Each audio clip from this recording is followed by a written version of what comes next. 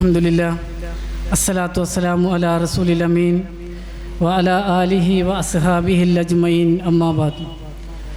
വേദിയിലും സദസ്സിലും ഉപവിഷ്ടരായ മഹത് വ്യക്തികളെ, പ്രിയ സഹോദരി സഹോദരന്മാരെ, സഹപ്രവർത്തകരെ, കേരള നദ്വത്തുൽ മുജാഹിദീൻ്റെ യുവജന വിഭാഗമായ ISM അതിൻ്റെ സംസ്ഥാന കമ്മിറ്റിയുടെ നിർദ്ദേശപ്രകാരം കേരളത്തിലെ എല്ലാ ശാഖകളിലും നടന്നുകൊണ്ടിരിക്കുന്ന കുടുംബ സംഗമങ്ങൾ, അതിൻ്റെ ഭാഗമായാണ് നമ്മുടെ ഈ യൂണിറ്റിലും ഈ ഹുസ്നത്തുൽ ഹസന എന്ന ഈ പേരിൽ ഈ പ്രോഗ്രാം നമ്മോട് സംഘടിപ്പിച്ചിരിക്കുന്നത്.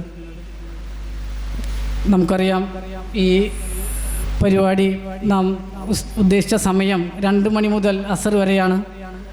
ഒരല്പം വൈകിയിട്ടുണ്ട്. ഒരുപാട് ആളുകൾ ഈ വേദിയിൽ സംസാരിക്കേണ്ടതുണ്ട്. അതുകൊണ്ട് തന്നെ കൂടുതലായി കൊണ്ടൊന്നും പറയുന്നില്ല, സ്വാഗതം പറഞ്ഞുകൊണ്ട് ഇൻഷാ അല്ലാഹ് ഞാൻ എൻ്റെ വാക്കുകൾ അവസാനിപ്പിക്കും. ഈ വേദിയിൽ അധ്യക്ഷത വഹിക്കുന്ന ISMൻ്റെ ചന്ദ്രാപ്പിനി യൂണിറ്റ് പ്രസിഡന്റ് KS അത്താർ, അദ്ദേഹത്തെ ഈ വേദിയിലേക്ക് സ്വാഗതം ചെയ്യുകയാണ്. അതേപോലെ തന്നെ ഇവിടെ ഈ വേദി ഉദ്ഘാടനം ചെയ്തുകൊണ്ട് സംസാരിക്കുന്ന നമ്മുടെ പ്രിയങ്കരനായ PU ഷമീർ മൗലവി, അദ്ദേഹത്തെയും ഈ വേദിയിലേക്ക് സ്വാഗതം ചെയ്യുകയാണ്.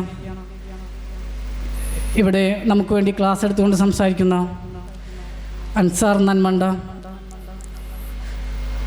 അദ്ദേഹം ഇവിടെ എത്തിച്ചേർന്നിട്ടില്ല, ഒരു അല്പം വൈകുമെന്ന് പറഞ്ഞിട്ടുണ്ട്. ഒരല്പസമയം, ഒരു 5 മിനിറ്റിനുള്ളിൽ എത്താമെന്നും ഉള്ള അറിയിപ്പാണ് വന്നിട്ടുള്ളത്. അദ്ദേഹത്തെ ഈ വേദിയിലേക്ക് സ്വാഗതം ചെയ്യുകയാണ്. അതേപോലെ തന്നെ ഈ വേദിയിൽ അബ്ദുൽ ഖാദർ മാസ്റ്റർ, AK കരീം ക, PB അബ്ദുൽ ജബ്ബാർ ക, അതേപോലെ ഇവിടെ എത്തിച്ചേർന്ന എല്ലാ KNMൻ്റെയും ISMൻ്റെയും MSMൻ്റെയും MGMൻ്റെയും മറ്റ് എല്ലാ സഹോദരി സഹോദരന്മാർക്കും ഒറ്റവാക്കിൽ സ്വാഗതം പറഞ്ഞു നിർത്തുന്നു. അസ്സലാമു അലൈക്കും വറഹ്മത്തുള്ളാഹി വബറകാത്ത്. അൽഹംദുലില്ലാ അസ്സലാത്തു വസ്സലാമു അലാ റസൂലില്ലാ വഅലാ ആലിഹി വസഹബിഹി അജ്മഈൻ അമ്മാ ബഅദ്. വേദിയിലും സദസ്സിലും എത്തിച്ചേർന്ന എല്ലാ സഹോദരി സഹോദരന്മാർക്കും അസ്സലാമു അലൈക്കും. ISM ചന്ദ്രാപ്പിനി യൂണിറ്റ് സംഘടിപ്പിച്ചിരിക്കുന്ന ഉസ്റത്തുൻ ഹസന ഫാമിലി മീറ്റിലാണ് നമ്മൾ ഇപ്പോൾ ഉള്ളത്. ISMനെ സംബന്ധിച്ചിടത്തോളം നമ്മുടെ ചന്ദ്രാപ്പിനി യൂണിറ്റിൽ വളരെ ആസൂത്രിതമായി പരിപാടികൾ സംഘടിപ്പിച്ചുകൊണ്ടിരിക്കുകയാണ്.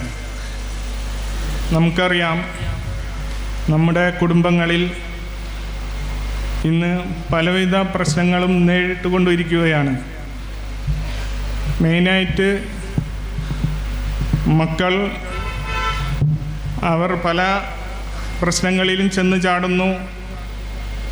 അതുപോലെ പലവിധ പ്രശ്നങ്ങളിലാണ് നാം ഇന്നുള്ളത്. അത് മുൻകൂട്ടി കണ്ടുകൊണ്ട് തന്നെ ISM ചന്ദ്രാപ്പിനി യൂണിറ്റ് അവരെ വളർത്തിയെടുക്കാൻ വേണ്ടി, അവളെ നമ്മുടെ ദീനിലും നമ്മുടെ പള്ളിയും ചുറ്റുപാടുമായി സഹകരിക്കാൻ വേണ്ടി പല പരിപാടികൾ ആസൂത്രണം ചെയ്ത് നടപ്പാക്കിക്കൊണ്ടിരിക്കുന്നുണ്ട്. അതിൻ്റെ ഭാഗമായി തന്നെയാണ് ഈ ഒരു പരിപാടിയും. അതുപോലെ നമ്മൾ ആഴ്ചതോറും ഇപ്പോൾ ടർഫ് ക്രിക്കറ്റ് കളി ആരംഭിച്ചിട്ടുണ്ട്. അത് നമ്മളുടെ മക്കളെ പരമാവധി പ്രോത്സാഹിപ്പിച്ച് എല്ലാത്തിലും ഈ ബാക്കിയുള്ള പുറത്തെ പരിപാടികളിൽ നിന്നും ഒഴിവായി നിൽക്കാൻ വേണ്ടിയിട്ടാണ്. നമുക്കതിൽ നിന്ന് പ്രത്യേകിച്ച് ഇസ്ലാമികമായി നോക്കുകയാണെങ്കിൽ ഒന്നുമില്ലെങ്കിലും പുറത്തെ കൂട്ടുകെട്ടിൽ പോയി പെടാതിരിക്കാൻ വേണ്ടിയിട്ടാണ് നമ്മളിങ്ങനെ ചെയ്യുന്നത്. അതിന് ഗൾഫ് ISM മേഖലയിൽ നിന്നുള്ള പലരുടെയും സഹായം നമുക്ക് ലഭിച്ചിട്ടുണ്ട്. അതുപോലെ തന്നെ ലഹരിക്കെതിരെ നമ്മളെ സർക്കാർ നടപ്പാക്കിക്കൊണ്ടിരിക്കുന്ന തൂഫാൻ എന്ന പരിപാടിക്ക് ഐക്യദാർഢ്യം പ്രഖ്യാപിച്ചുകൊണ്ട് നമ്മുടെ മക്കളുടെ അണിനിരത്തിക്കൊണ്ട് തന്നെ ഒരു പരിപാടി ആസൂത്രണം ചെയ്തിട്ടുണ്ട്. ഇൻഷാ അല്ലാഹ് നമ്മുടെ സഹോദരിമാർ, ഉമ്മമാർ എല്ലാം ഈ പരിപാടിക്ക് അവരെ പറഞ്ഞയക്കണം. നമ്മൾ പരമാവധി ക്ഷണിക്കുന്നുണ്ട് എല്ലാവരെയും. പക്ഷെ എന്നാലും നിങ്ങളുടെ ഭാഗത്തു നിന്ന് വീട്ടിൽ നിന്നുള്ള ഒരു സമ്മർദ്ദം കൂടി ഉണ്ടാകുമ്പോൾ കുറച്ചുകൂടി അത് ഫലപ്രദമാവുമെന്നാണ് മനസ്സിലാവുന്നത്. ഇനി പ്രത്യേകിച്ച് ഒന്നും പറയാനില്ല. പിന്നെ ഇവിടെ നമ്മളുടെ യൂണിറ്റിനെ സംബന്ധിച്ച് പറയുകയാണെങ്കിൽ KNM ചന്ദ്രാപ്പിനി യൂണിറ്റിൻ്റെ വളരെ സഹകരണത്തോടു കൂടിയാണ് ഇവിടെ MSM-ഉം ISM-ഉം ഇവിടെ പരിപാടികൾ അവതരിപ്പിച്ചുകൊണ്ടിരിക്കുന്നത്. അതുകൊണ്ട് തന്നെ നമുക്ക് ഇവിടെ ഒരു പ്രശ്നവും ഒരു കാര്യത്തിലും ഒരു പ്രശ്നമില്ല. പക്ഷേ നമ്മുടെ കുടുംബങ്ങളിൽ നിന്നുള്ള സഹകരണം, പ്രത്യേകിച്ച് ഉമ്മമാർ ശ്രദ്ധിക്കുക. അവരുടെ മക്കൾ നമ്മൾ കാണുന്നതാണ്, രാത്രികാലങ്ങളിൽ പുറത്ത് 12 മണിയോളം നമ്മളിവിടെ പരിപാടിക്ക് വിളിച്ചാൽ എത്താത്ത കുട്ടികൾ രാത്രി ഒക്കെ പുറത്ത് 24 മണിക്കൂർ ഉണ്ടാവുന്നുണ്ട്. അതിന് മെയിനായിട്ട് കാരണം ഞാൻ മനസ്സിലാക്കുന്നത് കുടുംബങ്ങളിൽ ആണുങ്ങളുടെ സാന്നിധ്യം കുറവാണല്ലോ, അവരെല്ലാം ഗൾഫിലാണ്. അപ്പോൾ ഉമ്മമാർ ശ്രദ്ധിച്ചു കഴിഞ്ഞാൽ അതിലൊരു വ്യത്യാസം കാണും എന്നാണ് മനസ്സിലാക്കുന്നത്. നിങ്ങൾ ആ കാര്യത്തിൽ പ്രത്യേകം ശ്രദ്ധിക്കണം. ഇതിവിടെ പറയണമെന്ന് തോന്നിയത് എന്താണെന്ന് വെച്ചാൽ നിങ്ങളെ ഇങ്ങനത്തെ ഒരു പരിപാടിയിൽ നിങ്ങളിപ്പോഴാണ് കിട്ടിയത്, അതുകൊണ്ടാണ് ഇതിവിടെ ഉണർത്തിയത്. പ്രത്യേകിച്ച് കാര്യങ്ങളൊന്നും ഇനി പറയാനില്ല. നമ്മളുടെ ISM-ൻ്റെ എല്ലാ പരിപാടികളിലും നിങ്ങളുടെ എല്ലാവരുടെയും സഹകരണം ഉറപ്പാക്കണം എന്ന് ഒറ്റവാക്കിൽ പറയുകയാണ്. ഇനി അടുത്ത കർത്തവ്യത്തിലേക്ക് കടക്കുകയാണ്. നമ്മുടെ ഈ പരിപാടിയുടെ ഉദ്ഘാടനം നിർവഹിക്കുന്നത് ഷമീർ മൗലവി അവർകളാണ്. അദ്ദേഹത്തെ ആദരപൂർവ്വം ക്ഷണിച്ചുകൊള്ളുന്നു. അസ്സലാമു അലൈക്കും. അസ്സലാമു അലൈക്കും വറഹ്മത്തുള്ളാഹി. അൽഹംദുലില്ലാഹ് ഹംദൻ കസീറൻ ത്വയ്യിബൻ മുബാറകൻ ഫീ. വേദിയിലെ ബഹുമാന്യനായ അധ്യക്ഷൻ ISM-ൻ്റെ യൂണിറ്റ് പ്രസിഡന്റ്, മറ്റു KNM-ൻ്റെ ഭാരവാഹികളെ, സ്നേഹം നിറഞ്ഞ രക്ഷിതാക്കളെ, സഹോദരീ സഹോദരങ്ങളെ, ഒരു ഔപചാരികത എന്ന നിലക്ക് മാത്രമാണ് ഈ ഒരു കർത്തവ്യത്തിന് വേണ്ടി എഴുന്നേറ്റ് നിൽക്കുന്നത്. നേരത്തെ സൂചിപ്പിച്ചതുപോലെ എല്ലാവരും പ്രതീക്ഷിച്ചു കൊണ്ടിരിക്കുന്ന നമ്മുടെ പ്രഭാഷകൻ നേരത്തെ വിളിക്കുമ്പോൾ വലപ്പാട് കഴിഞ്ഞിട്ടുണ്ട്. പിന്നെ നമ്മുടെ ഈ റോഡിലൂടെ ഇങ്ങോട്ട് എത്താനുള്ള ഒരു സമയം മാത്രമാണ്. അതുകൊണ്ടാണ് നമ്മുടെ പ്രോഗ്രാം ആരംഭിച്ച് വെച്ചത്. ഏതായിരുന്നാലും ഏറെ സന്തോഷമുണ്ട്. നമ്മെ സംബന്ധിച്ചിടത്തോളം, പ്രത്യേകിച്ച് ഈ ചന്ദ്രാപ്പിന്നി യൂണിറ്റിനെ സംബന്ധിച്ചിടത്തോളം ഏറെ കാലത്തെ ആഗ്രഹമാണ്, പ്രവർത്തനമായിരുന്നു. യഥാർത്ഥത്തിൽ അൻസാർ നന്മണ്ടയെ പോലെയുള്ള പ്രഗത്ഭനായ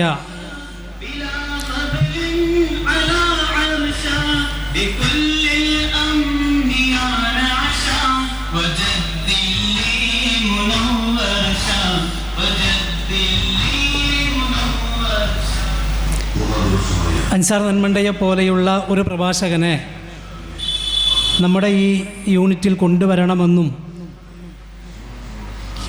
ആ ഒരു പ്രഭാഷണം നമ്മുടെ ഈ പ്രദേശത്തുകാരെ, അല്ലെങ്കിൽ അദ്ദേഹത്തിൻ്റെ പ്രഭാഷണം കേൾക്കാൻ ആഗ്രഹിക്കുന്നവരെയൊക്കെ ഒരുമിച്ചു ചേർത്ത് ഇങ്ങനെ ഒരു പരിപാടി ഏറെ കാലമായി നമ്മൾ ആഗ്രഹിക്കുകയും, പ്രത്യേകിച്ച് നിങ്ങൾക്കറിയാം അദ്ദേഹത്തെ സംബന്ധിച്ചിടത്തോളം നിരന്തരമായ പ്രോഗ്രാമുകളാണ്.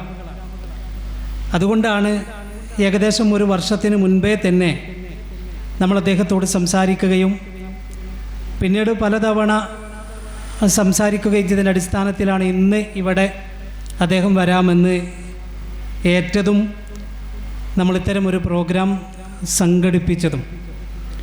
യഥാർത്ഥത്തിൽ ജൂലൈ 12 എന്നത് ഈ ചന്ദ്രാപ്പിന്നിയിലെ നമ്മുടെ പ്രവർത്തകരെ സംബന്ധിച്ചിടത്തോളം അവരുടെ ഒരു ആഘോഷമാക്കി മാറ്റണം എന്ന് നേരത്തെ തന്നെ നമ്മൾ തീരുമാനിച്ചിരുന്നു. നമ്മുടെ മദ്രസയുടെ പൂർവ്വ വിദ്യാർത്ഥി സംഗമം എന്ന പേരിൽ വളരെ വിപുലമായി തന്നെ ഇവിടെ ഒരു പ്രോഗ്രാം സംഘടിപ്പിക്കണമെന്ന് മാസങ്ങൾക്ക് മുമ്പേ തീരുമാനിക്കുകയും അതിൻ്റെ സ്വാഗത സംഘം പോലും രൂപീകരിക്കുകയും ചെയ്തതിന് ശേഷം ഈയൊരു കാലാവസ്ഥ മുന്നിൽ കണ്ടൊരു പക്ഷേ 1950 മുതൽ ആരംഭിച്ച നമ്മുടെ മദ്രസയിൽ പഠിച്ചിറങ്ങിയ ഒരുപാട് സഹോദരിമാരുണ്ട്, ഒരുപാട് സഹോദരങ്ങളുണ്ട്.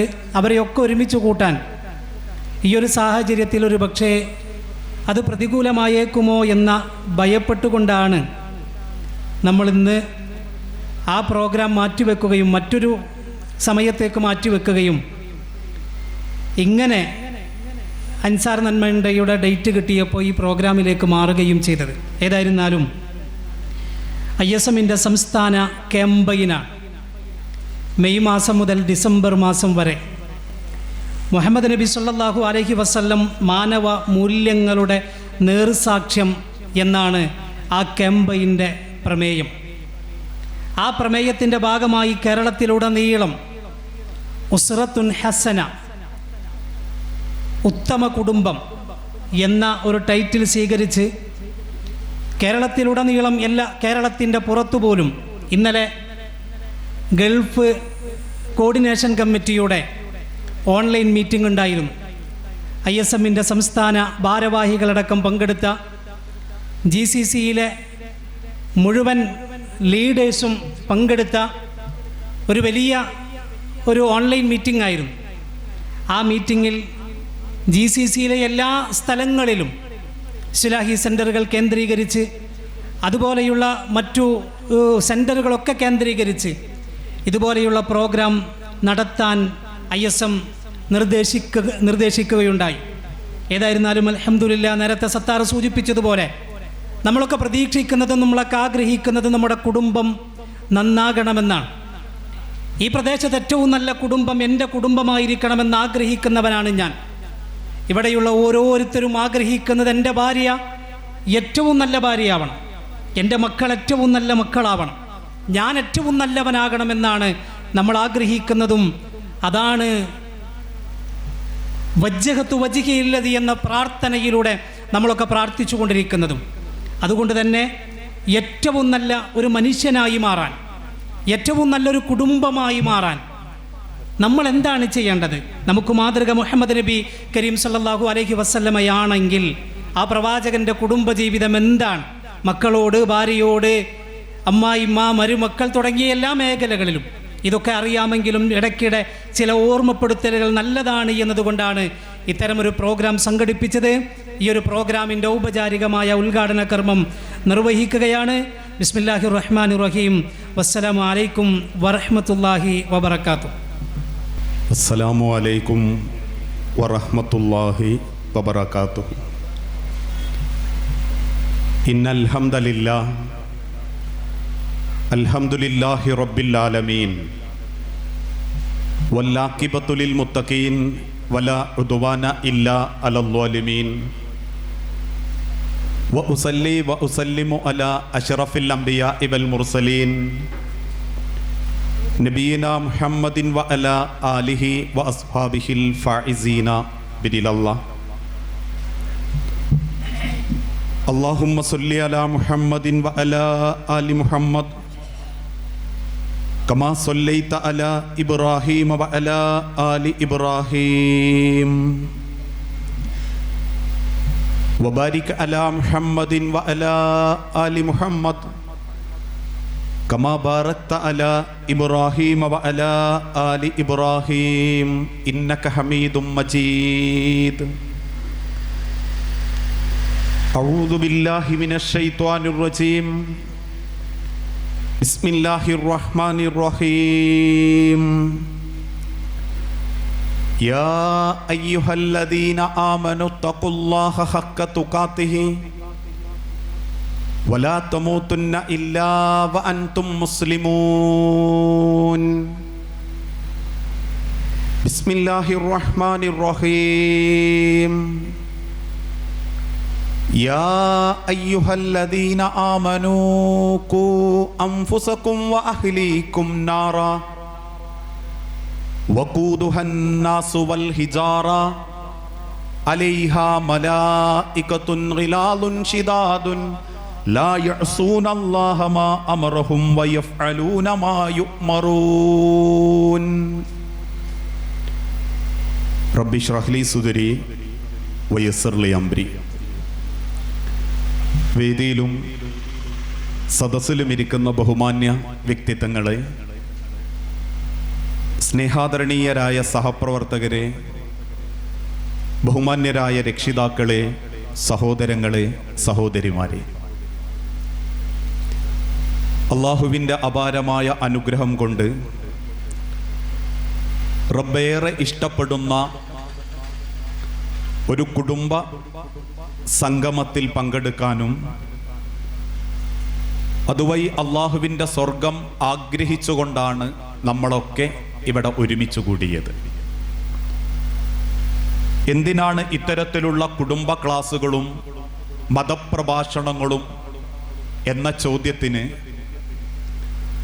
ഇതൊക്കെ ആരെയെങ്കിലും കാണിച്ച് ഭയപ്പെടുത്താനോ രാഷ്ട്രീയപരമായ നേട്ടങ്ങൾ ഉണ്ടാക്കാനോ സമുദായത്തിൻ്റെ താക്കോൽ സ്ഥാനത്ത് ഞങ്ങളാണ് എന്നാരെയെങ്കിലും ബോധ്യപ്പെടുത്തി കൊടുക്കാൻ വേണ്ടിയോ അല്ല ഇക്കാലം വരെ മുജാഹിദ് പ്രസ്ഥാനം ഇത്തരത്തിലുള്ള പരിപാടികൾ സംഘടിപ്പിക്കാറുള്ളത്.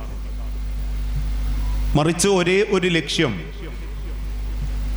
ഇന്നല്ലെങ്കിൽ നാളെ നമ്മളൊക്കെ ഇവിടം വിട്ടുപോകും. ലോകം ഇത്രയേറെ പുരോഗമിച്ചിട്ടുണ്ടെങ്കിലും ഓരോരുത്തരുടെ കൈകളിൽ കോടിക്കണക്കിന് ലക്ഷക്കണക്കിന് പണമുണ്ടെങ്കിലും റബ്ബ് നിശ്ചയിച്ച സമയം, റബ്ബ് നിശ്ചയിച്ച രീതി അത് മാറ്റാനോ തിരുത്താനോ ലോകത്തിന്നുവരെ ഒരാൾക്കും സാധിച്ചിട്ടില്ല എന്നുള്ളതൊരു യാഥാർത്ഥ്യമാണ്. അങ്ങനെ റബ്ബിൻ്റെ ഒരു തീരുമാനം നമുക്കുണ്ടായ അനുഗ്രഹങ്ങളെ കൊണ്ട് മാറ്റാൻ സാധിക്കുമായിരുന്നുവെങ്കിൽ ഇന്ന് നമ്മൾ കേട്ടുകൊണ്ടിരിക്കുന്ന പല സങ്കടപ്പെടുത്തുന്ന മരണവാർത്തകളും നമ്മൾ കേൾക്കേണ്ടി വരില്ലായിരുന്നു. ഏതാനും ചില ദിവസങ്ങൾക്ക് മുൻപ് കരിപ്പൂര് വിമാനത്താവളത്തിൽ ഒരു മരണം സംഭവിക്കുകയുണ്ടായി. 2000-ൽ തൻ്റെ വാപ്പയുടെ പേരിലുള്ള കടബാധ്യതയും വീട് ജപ്തി ചെയ്യപ്പെടും എന്ന ഭയപ്പാടോടുകൂടി അതുവരെ നാട്ടിൽ ചെറിയ ഓട്ടോറിക്ഷകളിൽ പഴവർഗ്ഗങ്ങൾ കൊണ്ടുപോയി വിറ്റിരുന്ന ഒരു ചെറുപ്പക്കാരൻ പ്രവാസ ലോകത്തേക്ക് വിമാനം കയറി. ആ ചെറുപ്പക്കാരൻ്റെ മനസ്സിലുള്ള ആകെയുള്ള സ്വപ്നം വാപ്പാന്റെ പേരിലുള്ള കടം വീട്ടണം, തൻ്റെ കുടുംബം വീട് നഷ്ടപ്പെടാതെ നോക്കണം എന്നൊരൊറ്റ ലക്ഷ്യം മാത്രം. 5 വർഷത്തെ പ്രവാസ ലോകത്തെ ജീവിതത്തിന് ശേഷം ഇക്കഴിഞ്ഞ 2 മാസങ്ങൾക്ക് മുൻപ് കുടുംബക്കാരും കൂട്ടുകാരെല്ലാവരും കൂടി അദ്ദേഹത്തെ നിർബന്ധിച്ചു, ഒന്ന് നാട്ടിൽ പോയി വന്നോ, 5 വർഷമായില്ലേ, നാട്ടിൽ എനക്കൊരു ഭാര്യയല്ലേ, 2 ചെറിയ മക്കളില്ലേ, അവരെയൊക്കെ നിനക്ക് കാണണ്ടേ എന്ന നിർബന്ധത്തിന് വഴങ്ങി കൂട്ടുകാരും റൂമുകാരും കെട്ടിക്കൊടുക്കുന്ന പെട്ടിയുമായി അദ്ദേഹം നാട്ടിലേക്ക് വിമാനം കയറി. വിമാനം കയറുന്നതിൻ്റെ തൊട്ടു മുൻപ് അദ്ദേഹം നാട്ടിലേക്ക് വിളിച്ചു പറഞ്ഞത്, വാപ്പ, ഉമ്മ, ഭാര്യ, 2 മക്കള് എല്ലാവരും കരിപ്പൂര് വിമാനത്താവളത്തിൽ വരണം. പുലർച്ചെ 4:45 മണിക്ക് തന്നെ ആ കുടുംബം എയർപോർട്ടിലെത്തി. ഫ്ലൈറ്റ് ലാൻഡ് ചെയ്തപ്പം തൊട്ടടുത്ത് നിൽക്കുന്ന ആളോട് ഇദ്ദേഹം എഴുന്നേറ്റ് നിന്ന് ചോദിച്ചു, നമ്മൾ കരിപ്പൂരെത്തിയില്ലേ, എത്തി എന്ന അടുത്തുള്ളവൻ പറഞ്ഞപ്പോ അൽഹംദുലില്ലാ എന്നും പറഞ്ഞ ആ സീറ്റിലേക്ക് ചാരിക്കടന്നു. മിനിറ്റുകൾക്കപ്പുറം ആ വിമാനത്താവളത്തിലുള്ള 142 യാത്രക്കാരും പുറത്തേക്ക് പോയി. അവരുടേതായ എല്ലാ എമിഗ്രേഷൻസും കഴിഞ്ഞ് ഓരോരുത്തരും അവരുടെ പെട്ടിയുമായി ട്രോളിയുന്തി പുറത്തേക്ക് വരുമ്പോൾ ആശയോടെ പ്രതീക്ഷയോടെ ആ ചെറുപ്പക്കാരന്റെ കുടുംബം പുറത്ത് കാത്തു നിൽക്കുന്നുണ്ട്. 5 കൊല്ലത്തിന്റെ വിരഹവേദനയുമായ ഒരു ഭാര്യ, ഉപ്പനെ കാണണം എന്നുള്ള പൂതി വെച്ച 2 പെൺകുട്ടികള്, വൃക്കരോഗിയായ ഒരു വാപ്പ, അങ്ങേയറ്റം ക്ഷീണിച്ചൊരുമ്മ. മിനിറ്റുകൾ മണിക്കൂറുകളായി കഴിഞ്ഞിട്ടും ആ വിമാനത്താവളത്തിന്റെ ഗേറ്റ് കടന്ന് എല്ലാവരും പുറത്തേക്ക് പോയി. വിമാനം ലാൻഡ് ചെയ്തു എന്ന് കേട്ടിട്ടും മകനെ കാണാതായപ്പോ ആ കുടുംബം അവിടെ നിന്ന് കരയാൻ തുടങ്ങി. പെട്ടെന്ന് അവിടെയുള്ള ഡ്രൈവർമാരും എയർപോർട്ടിലെ അധികൃതരും ഒക്കെ സംസാരിച്ചു. എയർപോർട്ടിന്റെ അകത്തു നിന്നും പെട്ടെന്ന് ഉദ്യോഗസ്ഥന്മാർ പുറത്തേക്ക് വന്നു പറഞ്ഞു, നമുക്കൊന്ന് കൊണ്ടോട്ടി താലൂക്ക് ആശുപത്രി വരെ പോണം, പേടിക്കൊന്നും വേണ്ട. ആ കുടുംബം അവരുടെ കൂടെ കൊണ്ടോട്ടി താലൂക്ക് ആശുപത്രിന്റെ മുൻപിലെത്തിയപ്പോ ICUവിന്റെ മുൻപിൽ ഒരു സ്ട്രെച്ചറിൽ ജീൻസും കള്ളിക്കുപ്പായും ഇട്ട് തലഭാഗം വെളുത്ത ഒരു തുണി കൊണ്ട് പുതപ്പിച്ച് കടത്തിയ ഒരു മനുഷ്യനെ മുഖഭാഗത്ത് നിന്നും ആ ഒരു തുണി നീക്കിയിട്ട് അവര് ചോദിച്ചു, ഇതാണോ നിങ്ങളെ മോൻ?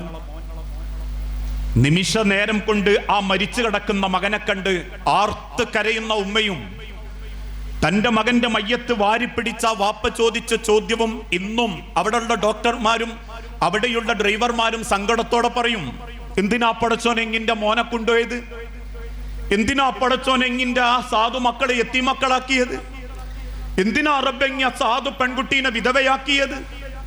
എനിക്കൊരാളെ മതിയായിരുന്നെങ്കിൽ ഞാനോ അല്ല എന്റെ ഓളോ അല്ലായിരുന്നോ? എന്തിനാ പടച്ചോൻ എന്റെ കുടുംബത്തിന്റെ സമാധാനം ഇല്ലാണ്ടാക്കിയത് എന്ന് നെഞ്ചുപൊട്ടി കരയുന്ന ഒരു വാപ്പയുടെ കരച്ചിലിന്റെ മറവിലൂടെ നമ്മളെയൊക്കെ പടച്ചോൻ അങ്ങ് കൊണ്ടുപോകും.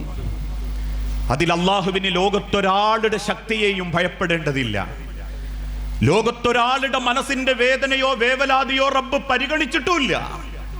അതുകൊണ്ട് ആ മുൻകാലഘട്ടത്തിലുള്ള കവികളൊക്കെ അവരുടേതായ വാക്കുകളിലൂടെ മരണത്തിന്റെ അവസ്ഥയെക്കുറിച്ച് ഭംഗിയായി വിശദീകരിച്ചിട്ടുണ്ട്.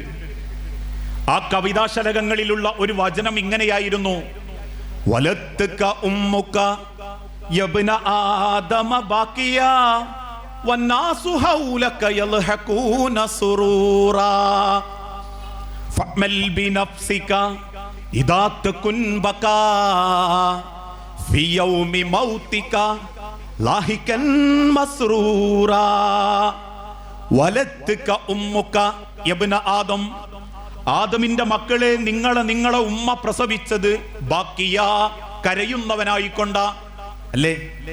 ജനിച്ച ഉടനെ കുട്ടി കരഞ്ഞിട്ടില്ലെങ്കിൽ ആശുപത്രി ഇങ്ങോട്ട് മൂകാവും. ഡോക്ടർമാരും നഴ്സുമാരും ഒക്കെ ഇങ്ങനെ തിയേറ്ററിന്റെ ഉള്ളിൽ നിന്ന് അങ്ങോട്ടും ഇങ്ങോട്ടും പുറത്തേക്കൊക്കെ ഇങ്ങനെ ഓടും. ചില കാരണവന്മാരും വല്യമ്മമാരും ഒക്കെ വാതിലിന്റെ അടുത്ത് ലേബർ റൂമിന്റെ പുറത്തുനിന്നിട്ട് വയ്ക്കും. എന്തേ? നഴ്സുമാര് പതുക്കെ പറയും, കുട്ടീന്റെ ഡെലിവറി കഴിഞ്ഞിട്ടുണ്ട്, പക്ഷേ കുട്ടി മിണ്ടണില്ല, കുഞ്ഞം മിണ്ടുന്നില്ല. കാരണം കുട്ടി ഒന്ന് കരഞ്ഞാലേ കുട്ടി ആരോഗ്യവാനാന്ന് മനസ്സിലാവും.